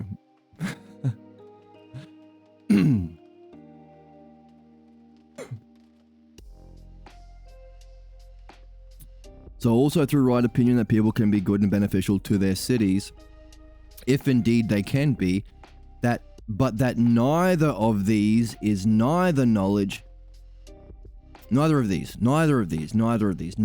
knowledge nor true opinion arise naturally in human beings, since they are acquired. Or does it appear to you that these arise naturally? All right. So when Ted Cruz says we need to murder more children in Palestine or children in Iran, and you ask him why, and he's literally, a couple of days ago at the time of recording, he said, "Well, when I grew up, I went to Sunday school, and the Bible says you have to do whatever Israel says, and then Jesus loves you." Fucking nonsense. He literally said that. In an interview with Tucker Carlson, who's also a disgusting genocidal propagandist as well.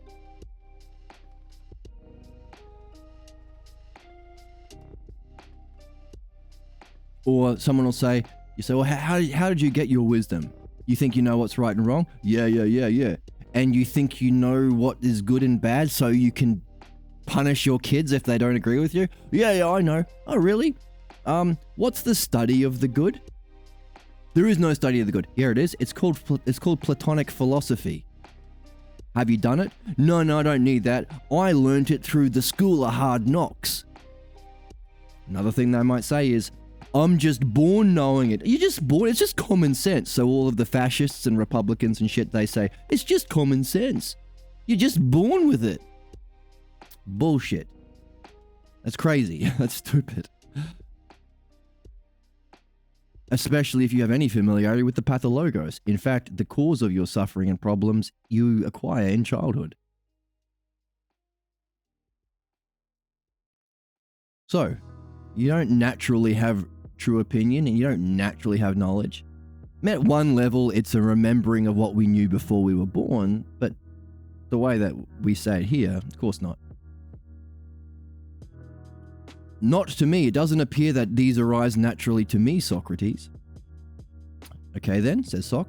Is it not so that since they do not arise naturally... Oh, and that's the whole metaphor of if they do, if you just had wise babies, because you're just born that way, we would have great towers filled with all of these babies that would be more preciously protected than all of the gold in this country.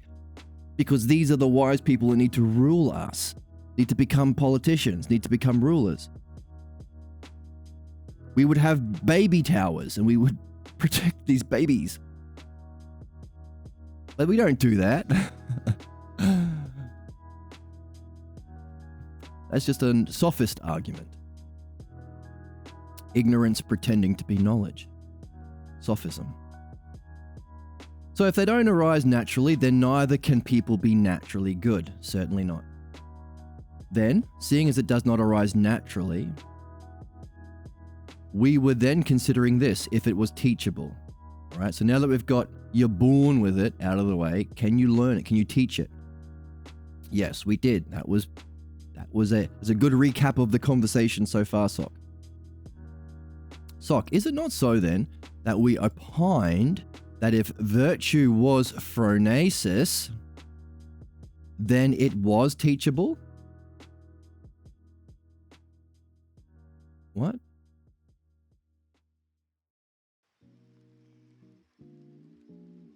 No, we didn't. No, we didn't. We didn't opine that.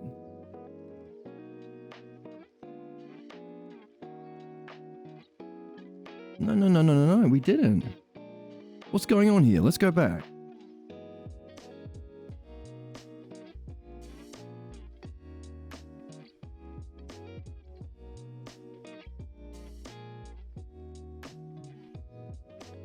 What's he doing? Okay, this is some drama here. You got some drama here. The whole of learning is recollection, right? And you follow the logos, right. Teaching is recollection, yeah. And what we recollect is knowledge.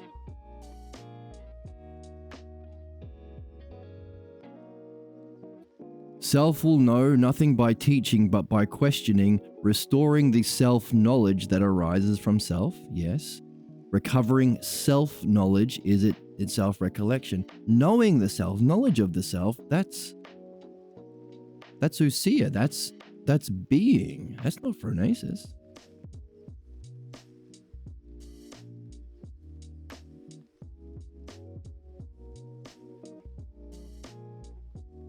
The truth of real beings, aspects of beings, always exists in our soul. And our soul is immortal. Yes. Our soul has to be immortal for it to remember being itself and the aspects or beings or the eidos, not forms.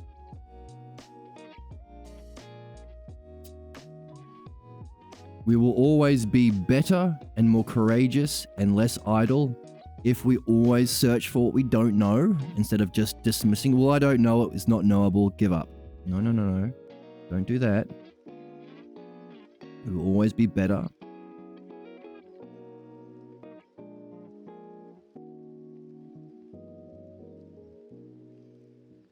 Human beings are taught nothing else other than knowledge, right here.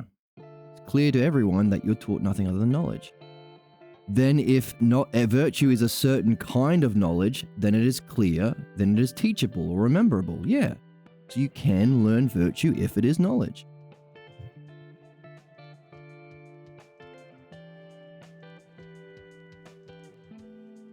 So we have to consider this. This is page 28, 87C. Whether virtue is knowledge or something other than knowledge. The good self.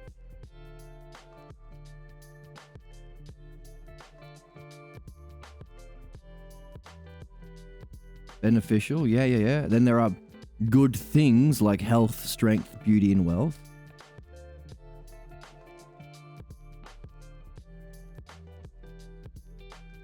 But you don't want to use those good things. You don't want to use your wealth to do harm. There has to be something guiding you.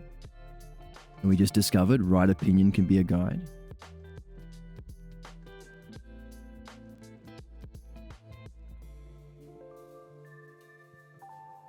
Here we go. Consider then that of those that appear to you not to be knowledge, but other than knowledge, do they at times harm or benefit? So if courage is not so virility is courage. If courage is not phronesis, then it's not courage. It's just rash. He's tying phronesis to knowledge. Act without intellect. Act without knowledge, then you're harmed. Coordinated with knowledge. But if the soul is guided by phronesis, everything you attempt and endure will end in the state of eudaimonia.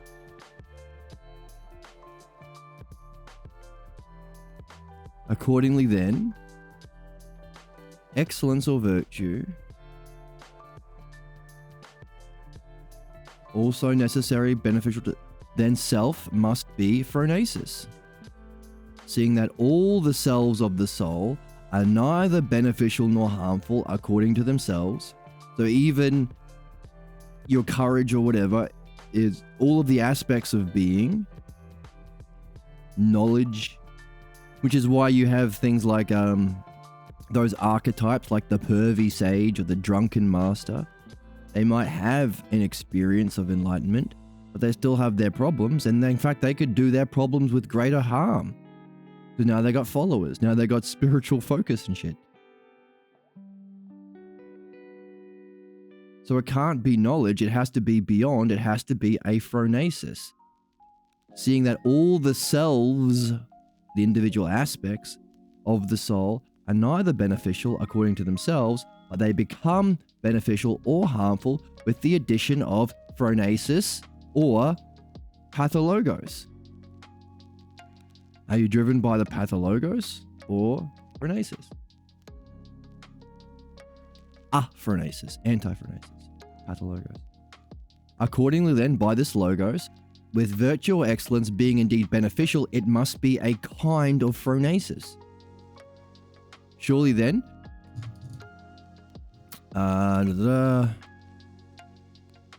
if phronesis guides, it will benefit the soul. If it's pathologos, it will harm.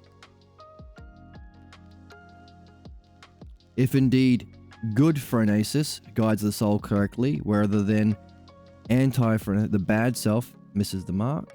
Yes, yes, yes.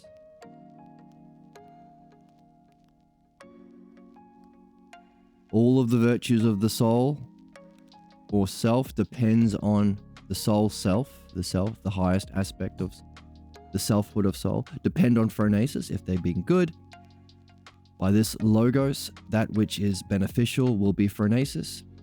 Then do we declare excellence to be beneficial? Yes. Then virtue has to be either in whole or in part phronesis. Well spoken. Human beings cannot be good by nature. Otherwise we put them in the baby tower.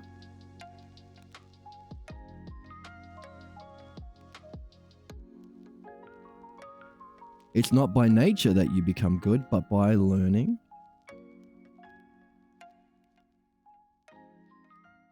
If indeed excellence is knowledge, then it is teachable.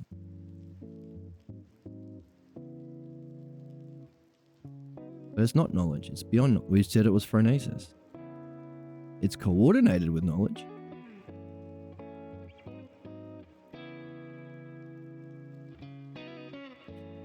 If indeed it is knowledge, it is teachable, but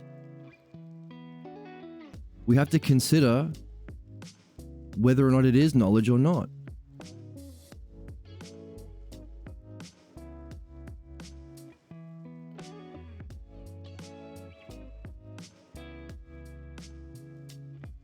Because you can have teachers that lead you to knowledge, but there are no teachers of this reality we call phronesis.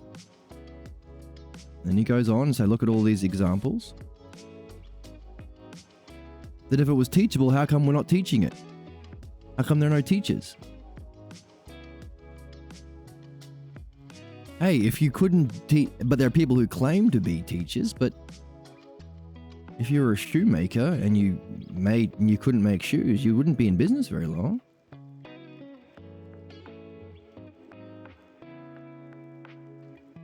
These are the sophists who claim to be expert, but they're not.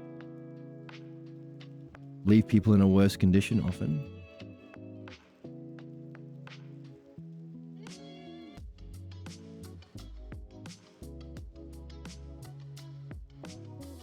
They have no experience, which is a puzzle because if knowledge is the experience of self, phronesis is beyond experience, so how can you know about this reality? And if it's the good self is the one self, or good self is that state above knowledge, above being. How can you know the good self if it's beyond experience? That's the puzzle. Oh, I get it. Listen to these words. Then, O daemon, how can you know this reality and whether it has anything good itself or whether it's worthless, of which you have no experience? Okay, to Meno and to the characters in Anitos or Meno, it sounds like he's saying, oh, hey, pal, oh, blessed one.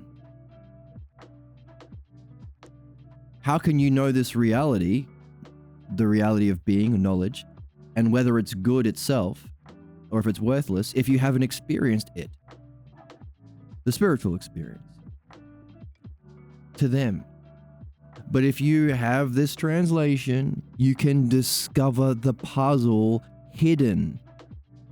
The next level down. He always has multiple levels. We talk about it being like a Christopher Nolan movie.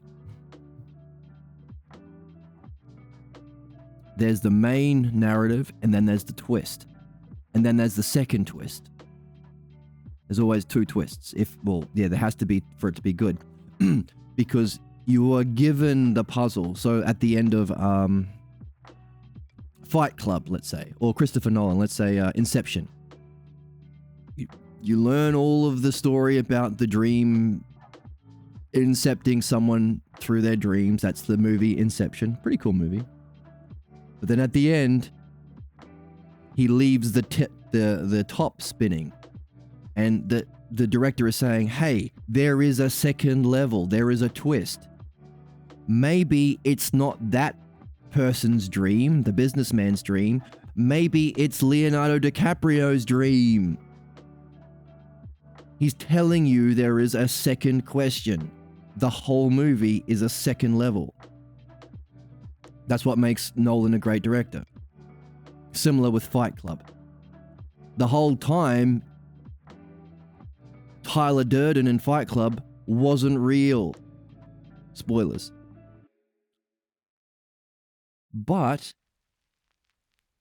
the next twist is, after you go through that, there is a question that isn't given. You have to discover the question, as well as the answer. So the first twist, you're given the question and you have to find the answer. The second twist, you have to find the question as well. You have to birth the question.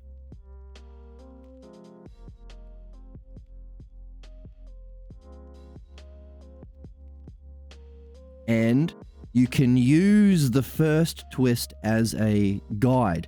Apply that theme to unlock the next question.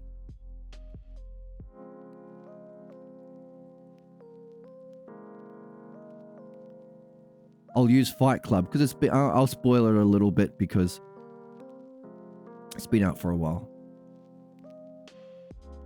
Hey, he told you the question about Tyler. He gave you the question. If Tyler Durden isn't real, solve that puzzle. Get to the end of that. Hang on a second. That still doesn't quite make sense. Maybe there's a next question, a third level. How do you discover it? What was the theme? There's a character that's a manifestation of his psyche. Tyler Durden or Brad Pitt wasn't a real person. Push the implications. Who else wasn't real?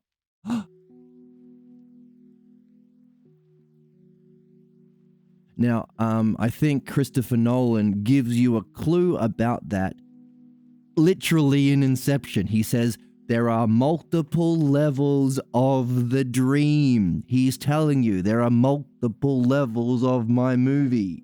That's why he's so good at making movies.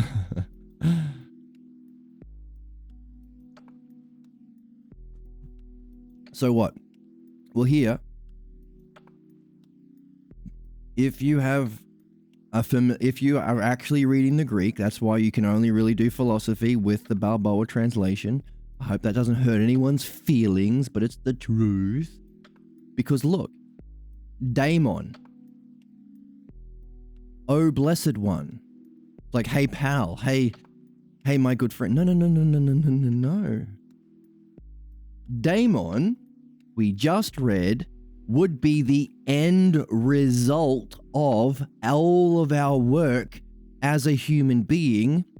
If we are virtuous our whole lives, we will come to our conclusion, our destiny, our purpose, our highest functioning as the good daemon. Everything, if our soul is guided by phronesis, coordinated with intellect, everything we do will end our purpose, our destiny. So if that's the definition of daemon, is he talking to Meno? Is Meno at the end? Has he completed his work as a human being? Of course not. But Meno doesn't know that. Anitos doesn't know that.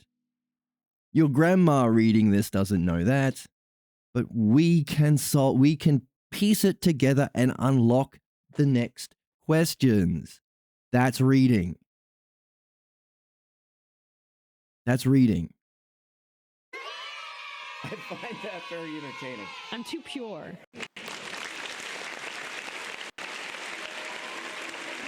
A win-win-win-win-win. A win-win-win-win-win.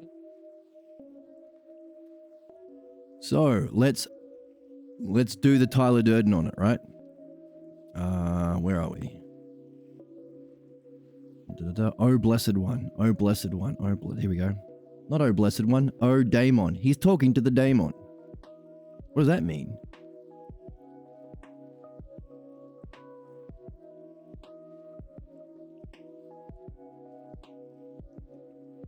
Why is Socrates talking to the daemon?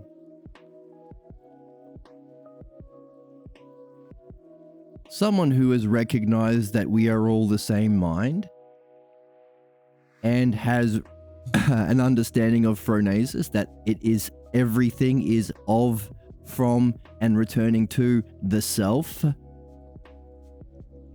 you think Socrates would be talking to shadows, like individual personas, individual manifestations of mind into characters playing out their individual pathologos, playing out their individual puzzles? Do you think Socrates would be talking to dummies, like to phantoms like that, if he has an awareness of phronesis in the self? He must have some awareness of it to be talking about it, to give a definition of excellence, and to be able to declare that, hey, by the way, if you are guided by this state of self, you will reach the daemon. How does he know about that? What does he see when he looks?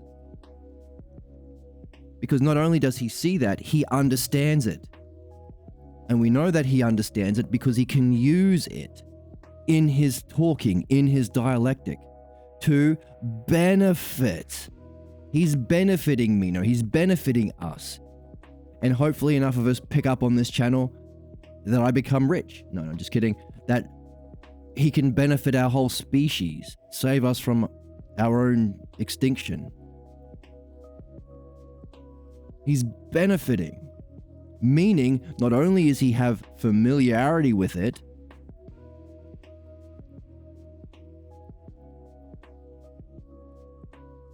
he can function with it to benefit, which is what we just read was necessary for good, the good self, for virtue.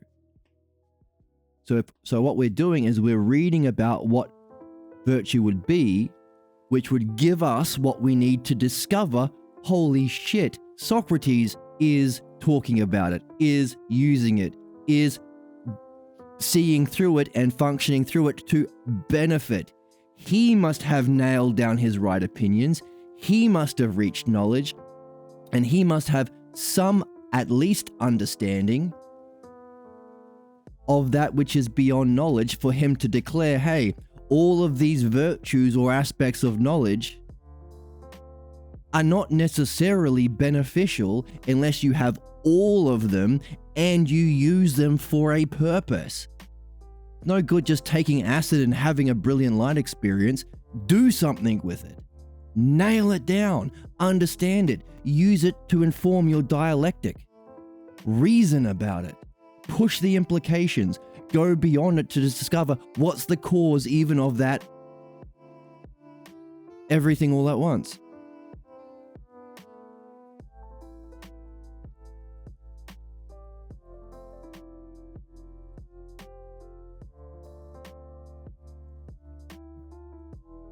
So that you can benefit. Oh my goodness, Socrates seems to be doing the very thing that he is defining.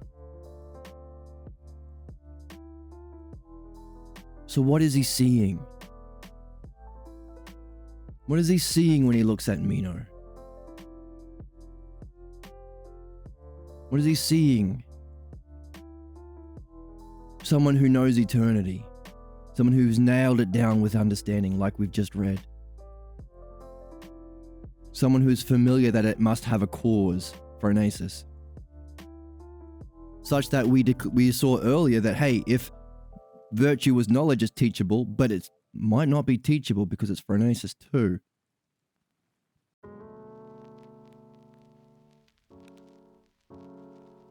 Fortunately for us, we can unpack it. Just like a YouTube synopsis, film theory website that dissects Fight Club, that dissects Inception, that dissects Five Nights at Freddy's. I don't know Five Nights at Freddy's, but I know that those film theory websites talk about Five Nights at Freddy's for some reason. I've never played it. I think maybe to get clicks. Nevertheless, we can do it here. Oh, daemon. Does he mean the colloquial slang term? Hey, blessed one. No, he's just defined it as the end result. He must therefore be addressing something that is the end result of a self or being or consciousness who has completed their work. Who's got there, reached their destiny, reached their highest state of being. Oh, daemon, how can you know this reality? Remember, different, that's our question. Is it the reality of being or is it beyond? And whether it has anything good itself. Now, thankfully we have the Greek, so we can see the word good. Good is, and we see the word altos here. And by the way, the idea of scope, if you're talking about the highest, then it will filter down. So Socrates can talk to this as well as Meno because it has scope. There is a version of self for people who are ignorant. They recognize that they are not the same as the black person that they are prejudiced against. They recognize that there is self, but some selves are bad and some selves are criminal and all that sort of bullshit. So even the most ignorant racist idiots still have the concept of self. It goes all the way down because it's the highest.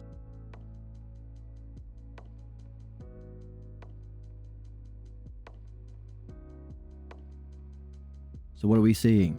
Oh, daemon, how can you know about this reality and whether it is the good self?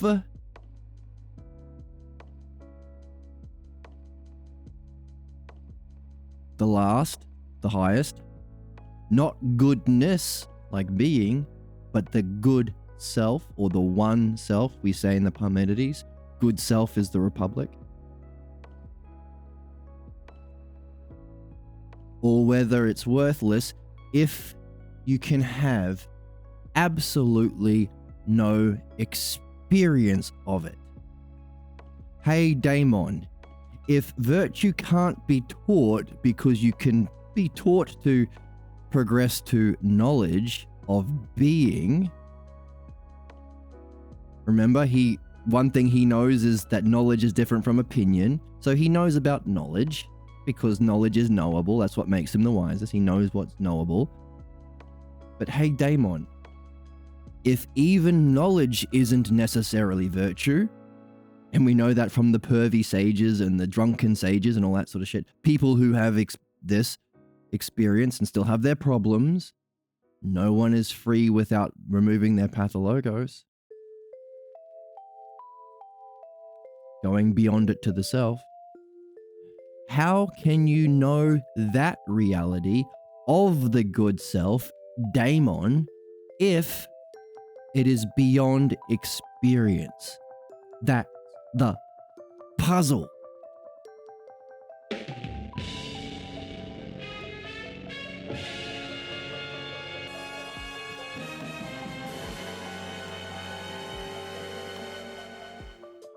Wow.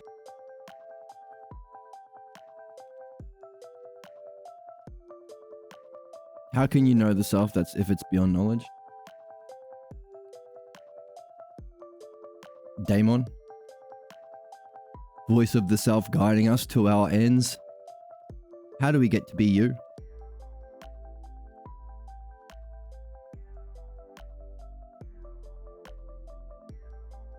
How do you learn that which can't be learnt, can't be taught because it's beyond knowledge?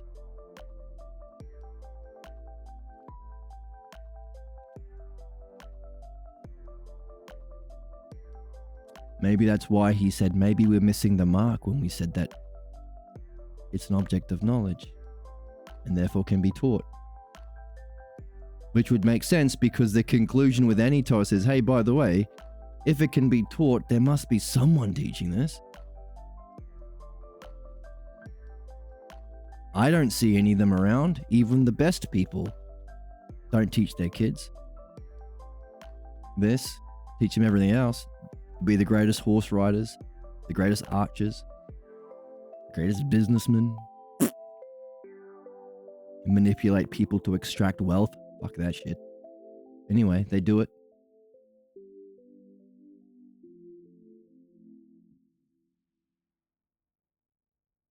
Is Socrates, what is he seeing? Is he seeing the self? Is he talking to the self? What's he doing? That's not addressed to Meno. That's way over Meno's head. We saw this earlier. He couldn't even follow a dialectic many times. In fact, the dialectics that he used, the examples of the dialectic Socrates gave to Meno earlier, all of them that were about being went completely over his head. He had to talk about shapes and colors. So we have a cool expression when we talk about people who can't reason well today, people who are moved by shapes and colors, like Republicans or fascists or MAGA, that kind of shit. Racists, sexists. All they think in terms of is shapes and colors. So that's like a meme or a thing we say about those sort of people to describe them. Literally, the dialectic he gave Meno was shapes and colors. We can look at it. Let's have a look. Let's type in shape. So after failing at dialectics about what dialectic should be about, wisdom, knowledge, being, aspects of being, said, okay, let me tell you this thing. Let me explain what shape is. Shape is one of the truly existing beings that also follow color. So he's still talking about being, of course, because being is the cause, and if you want to explain something, you have to talk about its cause. Everything in the physical world, the world of becoming, is caused by being. So he literally said, therefore our conclusion is This is the end. This is the end of the dialectic. So it starts earlier. It was page 6. Check it out on page 6. Or go back to when we read about it. Therefore, the conclusion is it's one of the existing beings that has to follow color. That's what shape is. Shape follows color. Literally, shapes and colors. That's funny. I find that funny.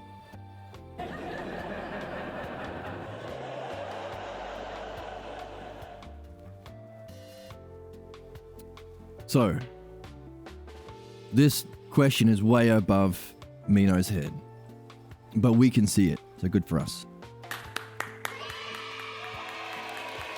What feminists want is to specifically ruin your life. Disgusting. I'm so disgusted.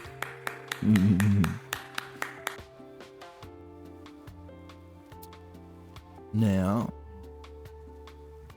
with that in mind, let's go back to where we are.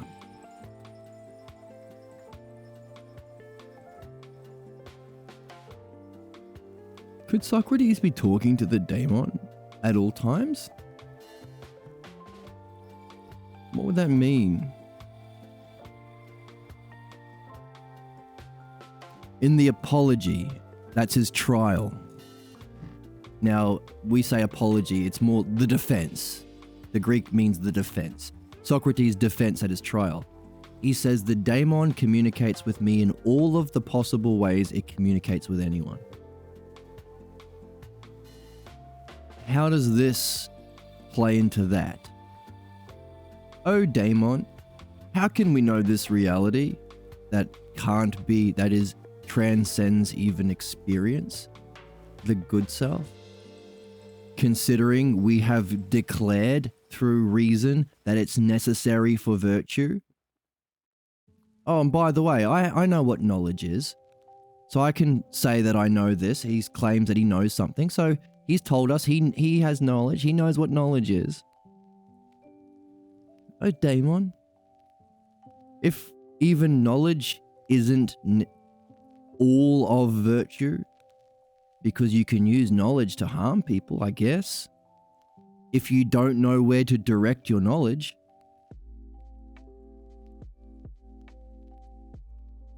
If I have gone through this reasoning with Meno and Anytos and Meno's slave, everyone here, I have practiced the dialectic. I'm doing my job. Using my knowledge and experience along with the reasoning steps of the dialectic to walk people through it with as much charm as I can, with as much humor as I can, dissolving or sidestepping the pathologos. I'm doing my job to everyone here. And as a result, they may or may not have been made better. It's a question. The slave boy seems to have been.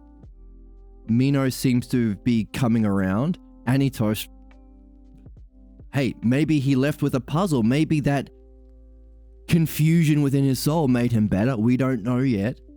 But he's doing it. And as a result, the reasoning has led him to a conclusion following the logos. The logos has led him to the conclusion that virtue, knowledge is not enough for virtue. And he knows knowledge. He's told us.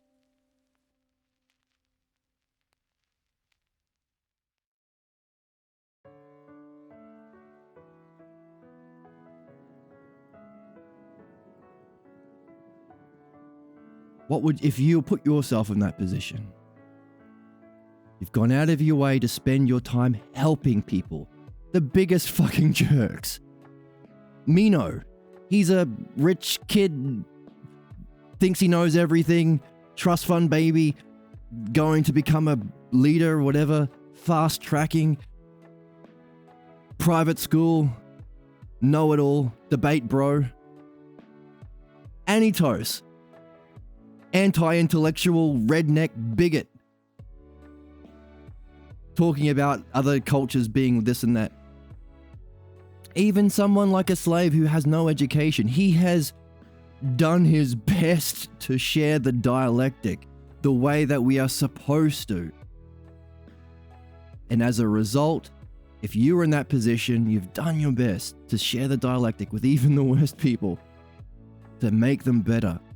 And as a result, you have seen yourself by following that logos.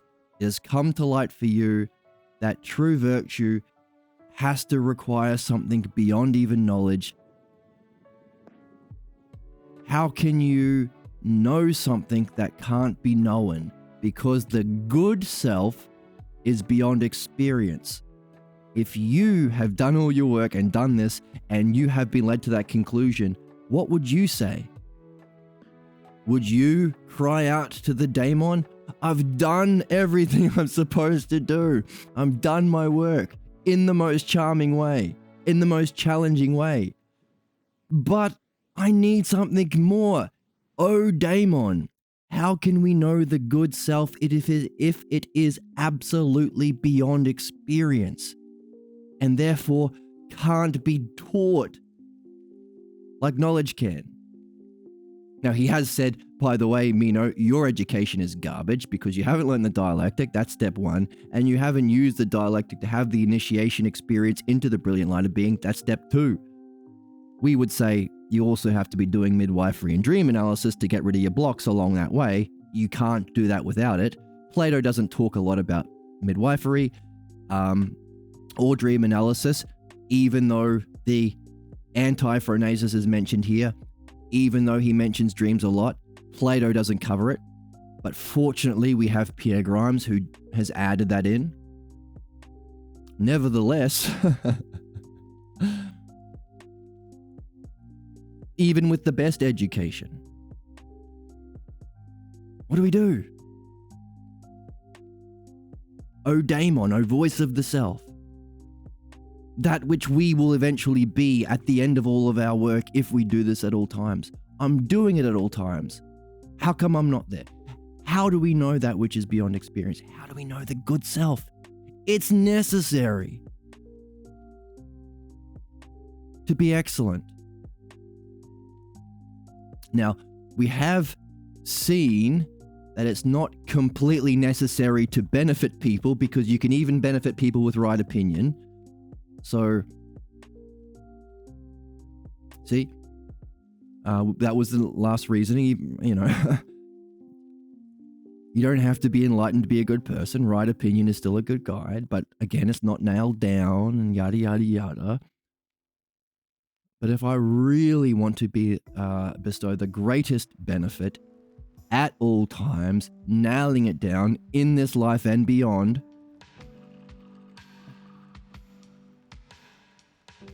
how do we know the good self, daemon? If it's beyond experience?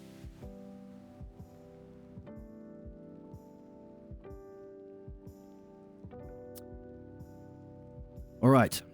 Now let's keep that in the back of our mind. I'll record this.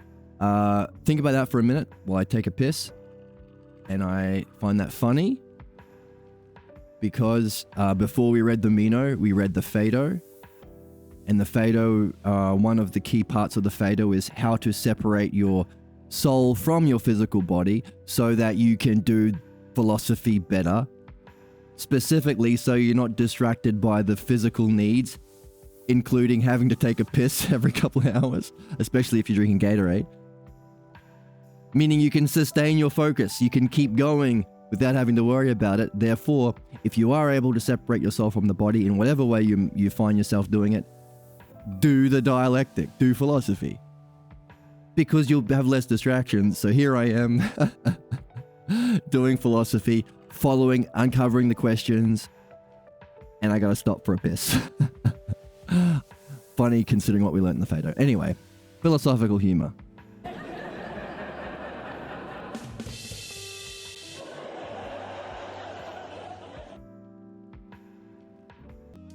Okay, I'm back.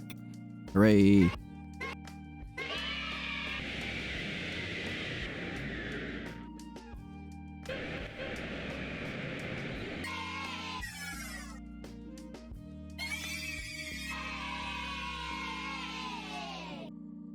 All right. So, with all that in mind, let's go back to our puzzle.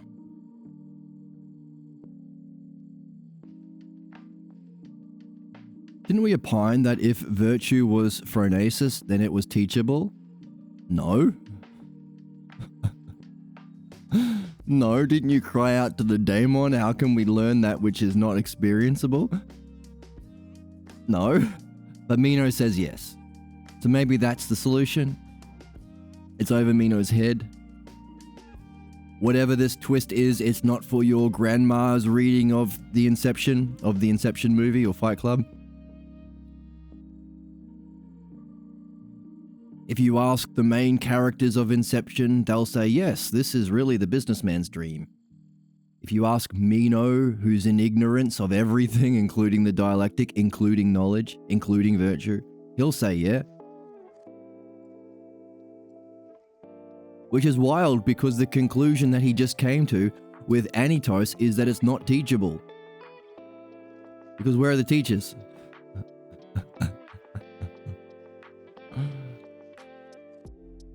What's Meno going on about? Didn't we opine that if virtue was phronesis, it was teachable?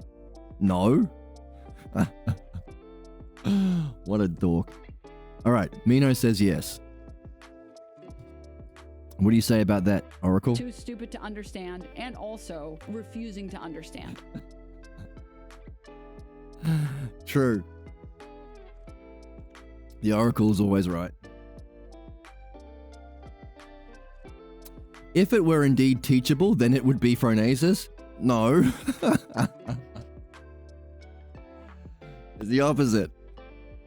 Very much so, says Meno. What do you say about We're that? gonna engage in dishonesty? Exactly. If there were teachers, then it might be teachable. Whereas if there were none, it was not. You're contradicting yourself, Meno. But on the other hand, on one hand, if there were indeed teachers, then it might be teachable. But if there were none, then it would not be teachable. That's right. But we certainly agreed that there were no teachers of self. What level of self are you on? Meno's physical level? Thinking that knowing virtue is harming... Well, he started by thinking it was harming your enemies. Hopefully he's changed his mind. But he thinks that virtue is something that you get public office for and you get fame and fortune for. The next level, recognizing that virtue has to be about knowledge, if it has any worth. The twist. Remember all that stuff about the immortality of the soul and learning being actually remembering, and what you're remembering is pure being, which is why we can recognize things like beauty and sameness, even though you've never seen a physical sameness, or you've been reminded of beauty, never seen beauty itself. There's the twist. Then the third level, the good self, Daemon.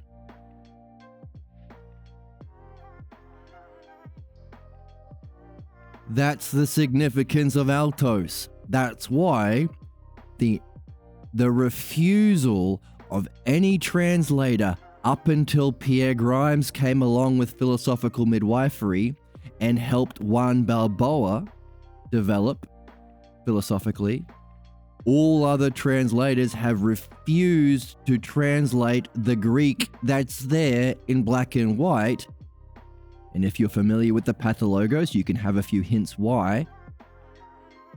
That's why there is a great essay published by some journal, university journal, written by Pierre Grimes called The Betrayal.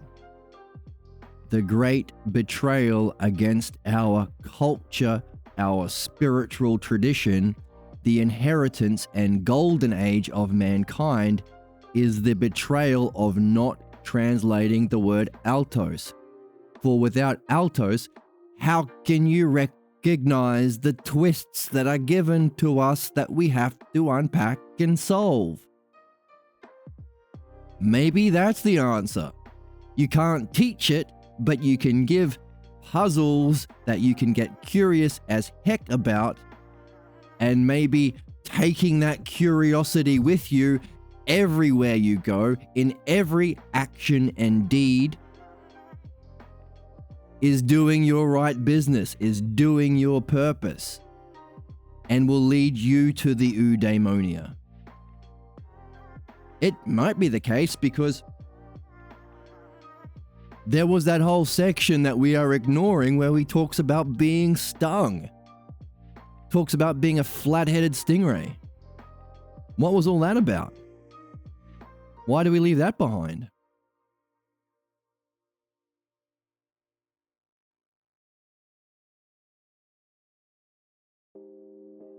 Let's find it. Colors and shapes, explaining the dialectic.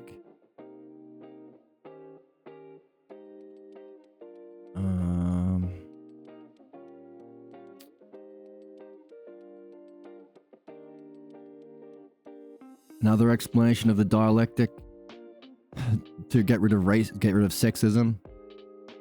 What do you mean that? How can justice be different for a woman? He says, woman's place is governing the house. Man's place is governing the city. How can that be the case? There's a dialectic showing that sexism is dumb and wrong.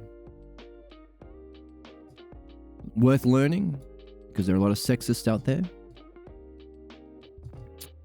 And there are more and more because the fascists and Nazis taking over government and the military-industrial complex and all capitalism and all of the capital in the world, one of the techniques is to use sexism to appeal to bigots, to say, hey, you're already up the hierarchy. You don't have to learn this. You're already better than everyone else because you're a man.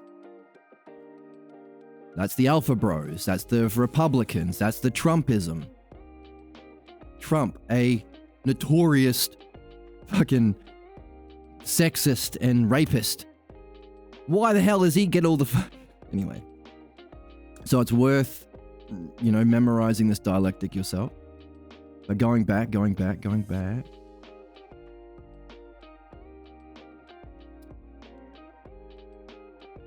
Oh, no, too far. Getting hot. Time for a striptease.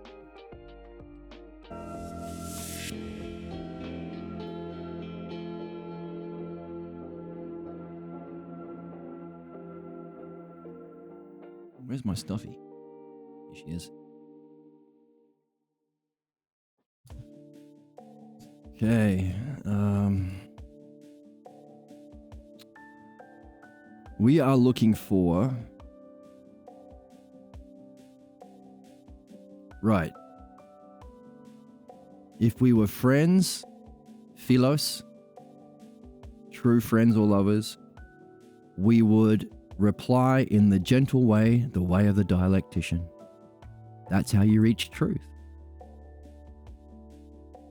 And he gives some examples, teaches us the dialectic. This is the paradigm of the dialectic that I've given you.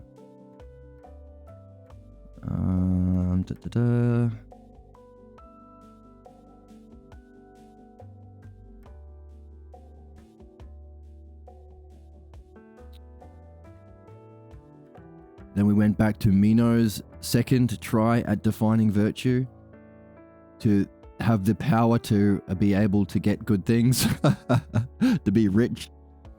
Broke that down.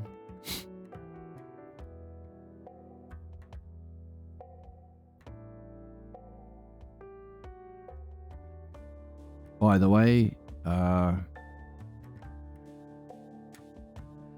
having good things and being able to get them, is that the same as using them to benefit? Oh, here we go. Because getting things or being at a loss of good things would equally be virtue. If you get those good things by criminal, like by unjust means. This is the introduction of aporia, or being at a loss. Now, Meno thinks acquiring good physical things like a banker or a capitalist or some bullshit like that, but we know that good means good things in being, and one level above that even, the good self. So being at a loss or aporia, repeated, is no less virtue. Meaning, we take out the no less, aporia is virtue? Is that what? Can we go that far? I don't know. Here we go. A flat stingray of the sea. Flathead. You're a flathead, Socrates. You made me realize that I don't know anything about virtue, but I love pretending to be a knower. I love being a sophist. I love having my own Alpha Bro podcast channel. I love being a Republican senator. I love being a president or a dictator of a country. You flat-headed stingray. And don't you go overseas, because if you leave your hometown, you'll be driven away as a sorcerer, you piece of shit. He's pissed. You are a villain, Meno, because you just want to get me. You just want to talk about appearances because you're so beautiful. A bit of flattery to soothe his anger, soothe his ire. But here we go. This is the part we've been neglecting in our review, in our stitching together.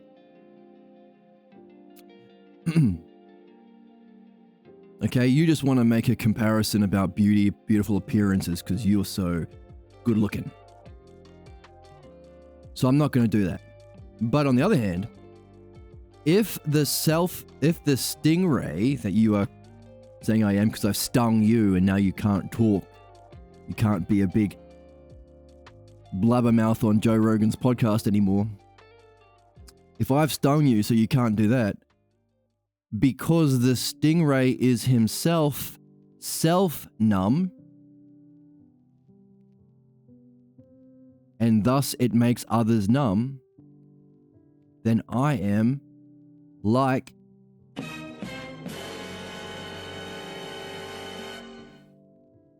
self.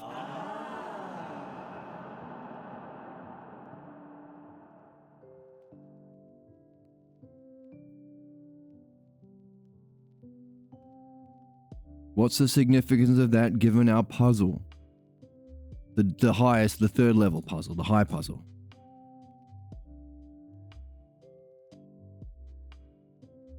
Today we've been talking about likeness.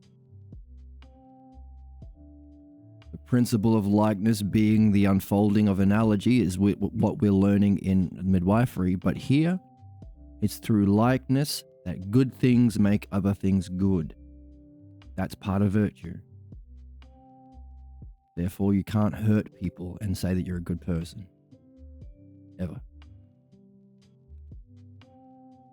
So what's the significance of the word like?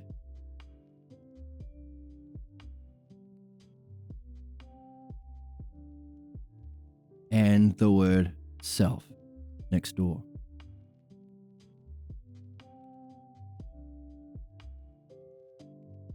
This is reading, folks.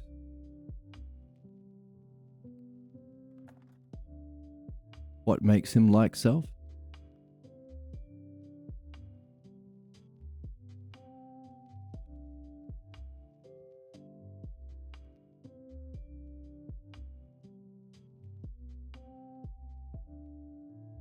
What kind of numb is he? What kind of numb is Socrates? What kind of stung?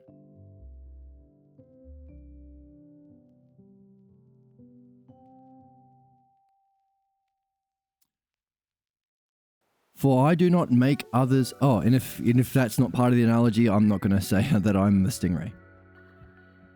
For I don't make the others puzzled. That's what numb is.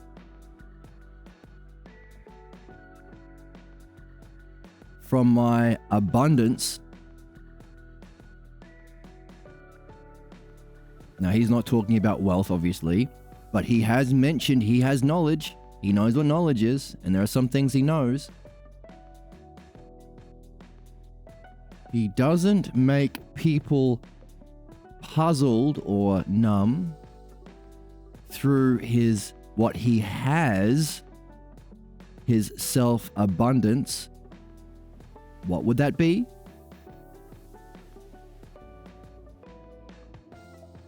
What can you have? What can you learn of the self? But by being all the more A, P. Wait. Let's get the Greek.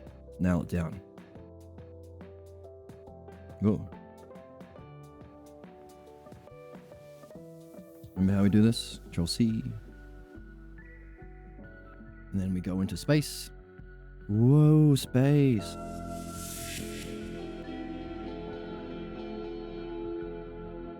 No.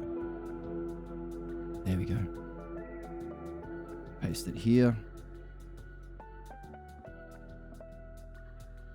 Copy it here. Translate it here. Aporon. Aporon. Put it in our lexicon.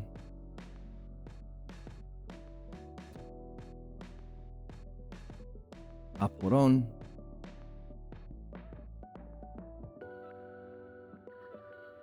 That's not it. No.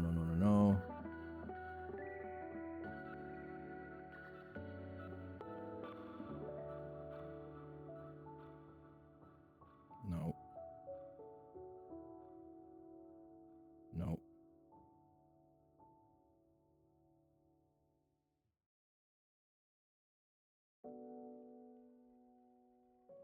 To be at a loss. It's aporia. It's aporia. To be at a loss, to be stung, to be puzzled beyond puzzlement. What kind of puzzlement? Remember, the word self is honorific. So when we talk about beauty itself, we talk about the highest. Honorific as in Mr. or Sir. Sir Alec Baldwin or whatever. It's honorific. It elevates you to the highest. It's excellence, really. So that's the second level of self. Self-beauty, self-justice, self-courage, self-being, all that stuff. And then there's the third level of self, oneself or the good self. Which is the puzzle we cry out to the daemon about. So what's Socrates saying?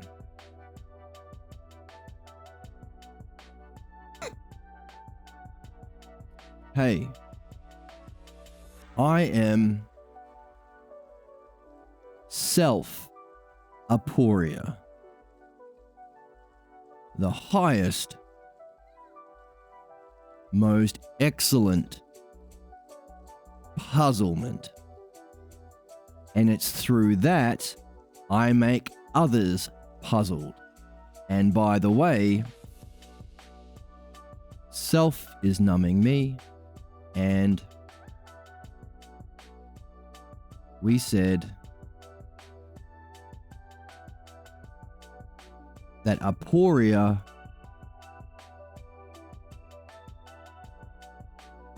this aporia is also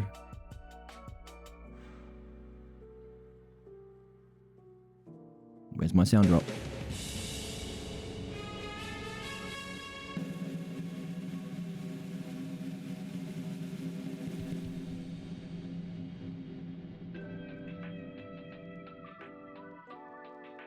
Self-virtue.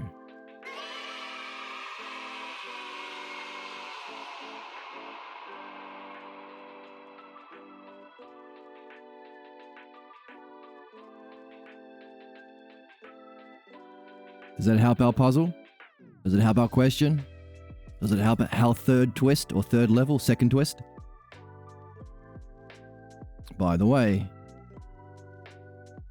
this aporia is self-virtue. He just hid that away, didn't he? Just hid it away. We had to do some work to find it.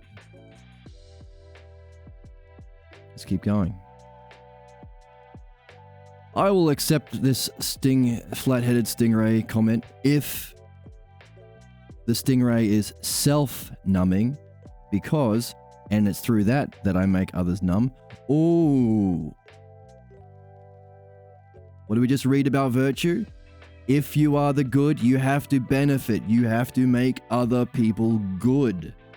So hey, if self-virtue is this numb aporia, and it's by virtue of that I make others numb, is he making someone better?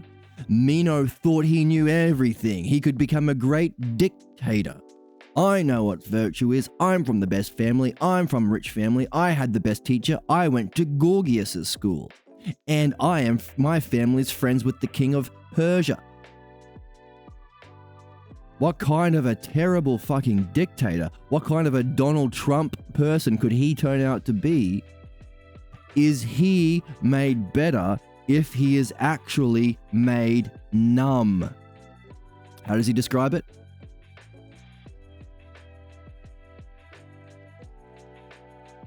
For my soul and my mouth are numb, and I do not know in what way to answer you, even though I have indeed spoken countless times and made many speeches in front of many, and very good speeches about virtue, as they indeed appear to myself, but now I cannot in any way at all say what it is. So you'd be well advised not to travel abroad or away from your hometown. For if you did such a thing in another city, you'd be quickly driven out as a sorcerer. You'd be hung by your head. You'd be put on a stake as a witch. This person who's sexist, who has a slave, who thinks there's a different virtue for slaves and for women than for him, who thinks he gives good speeches about virtue. And what's virtue? Hurting people. Is he made better if his mouth has been brought to silence and his soul to puzzlement?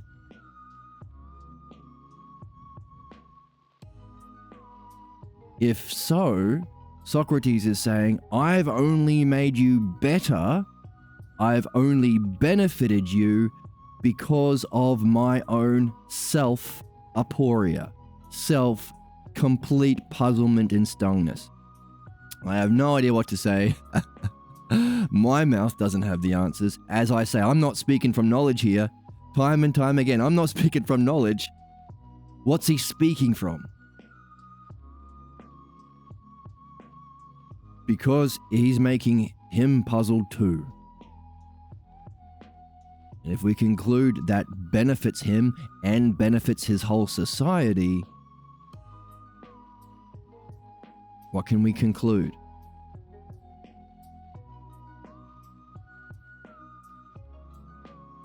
And now concerning... Right. I do not make others puzzled, aporia, from my having an abundance of something you can know, but by being all the more self-aporia, self-puzzled. And in this way, I make others puzzled, and we would say benefit them. By my being all the more self-puzzled. And now concerning virtue, and now concerning excellence, what it is, I on the one hand do not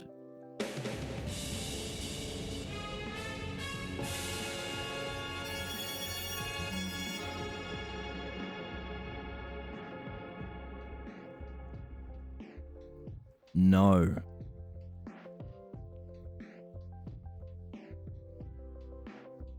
What doesn't he know?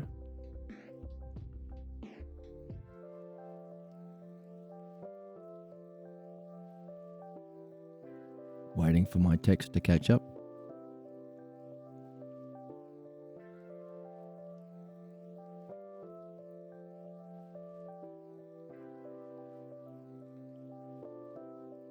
Why is it lagging? There we go. What doesn't he know?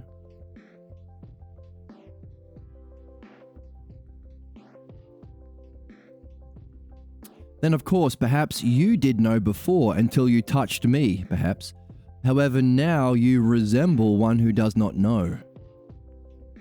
But nevertheless, despite not knowing what is virtue, and then later on telling us he does have knowledge, he does know what some things, that whole thing about, owning your grandma on Facebook.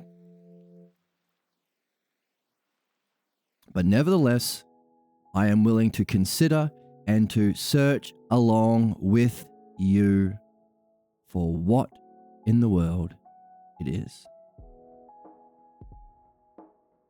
All of this was confusing and puzzling, and what the hell is this stingray stuff, and self-numbing, and what?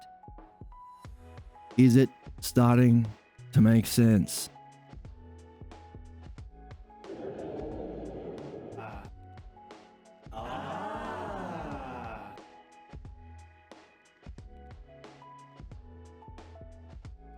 By the way, for those who are following along with the channel, Dream Analysis Episode 3 was immediately prior to this episode.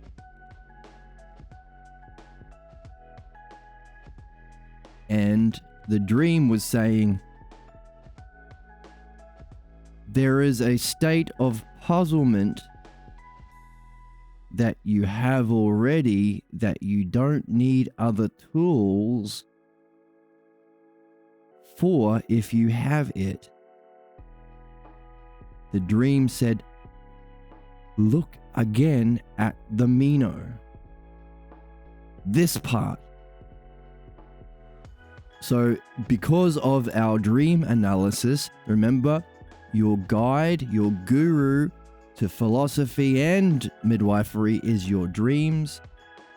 The dream said we needed to have a look again at this aporia thing.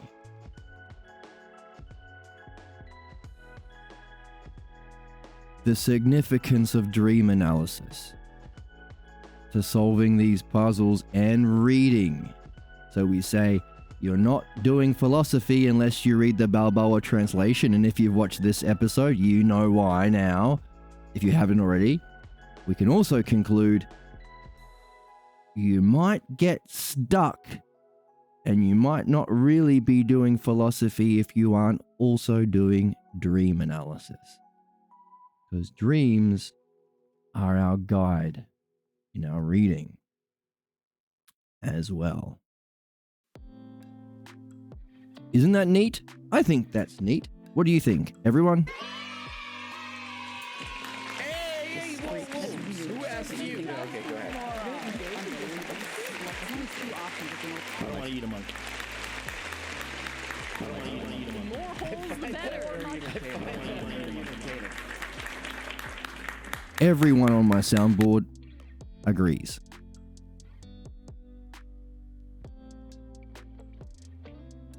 Let's go back to where we are. How far are we? Almost 3 hours. Yeah, that's fine for a stream, I guess.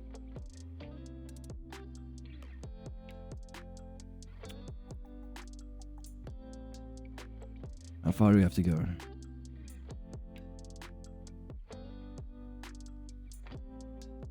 Well, we're almost at the end. Should we go on through? What's the time? Oh shit, it's quite late. I might call it soon. All right, that's a good place to read. We came to a that's a good place to conclude.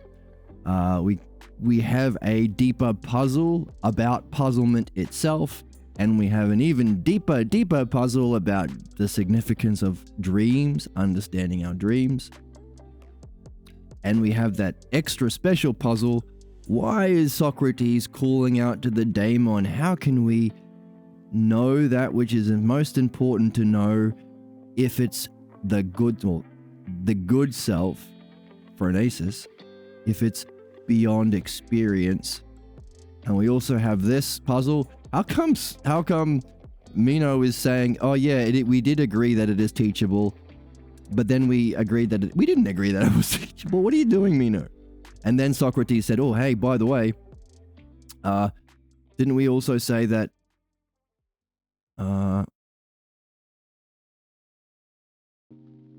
if it was teachable, there would be teachers, but there are no teachers of self? There are no teachers of what? Of what? Of what there, son? Of what? What are we after? Virtue? The good, what? The good self? No teachers. Can you teach self? Can you teach self? Can I teach you that you have a self? Earlier in the episode, we talked about how, hey, this is the death of slavery through faith and religion and all that tools of oppression. Because you don't have to believe in a self. And if self is beyond God, the cause of even the divine, even being,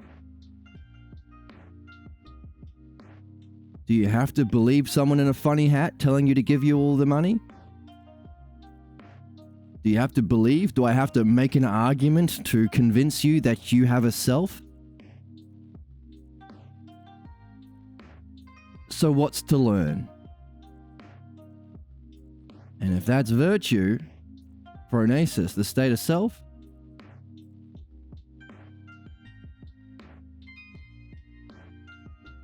what would you have to learn? What could I teach you to convince you? You are a self. You don't need anything.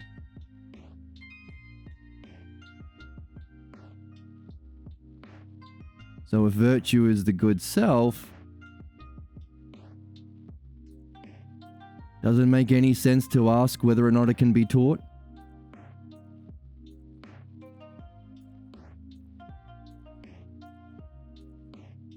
Then what are we doing here in our reading? On that question, thank you so much for joining me. Thank you for the chatters. Thank you for the new chatters. And I hope to see you in the next one. Bye.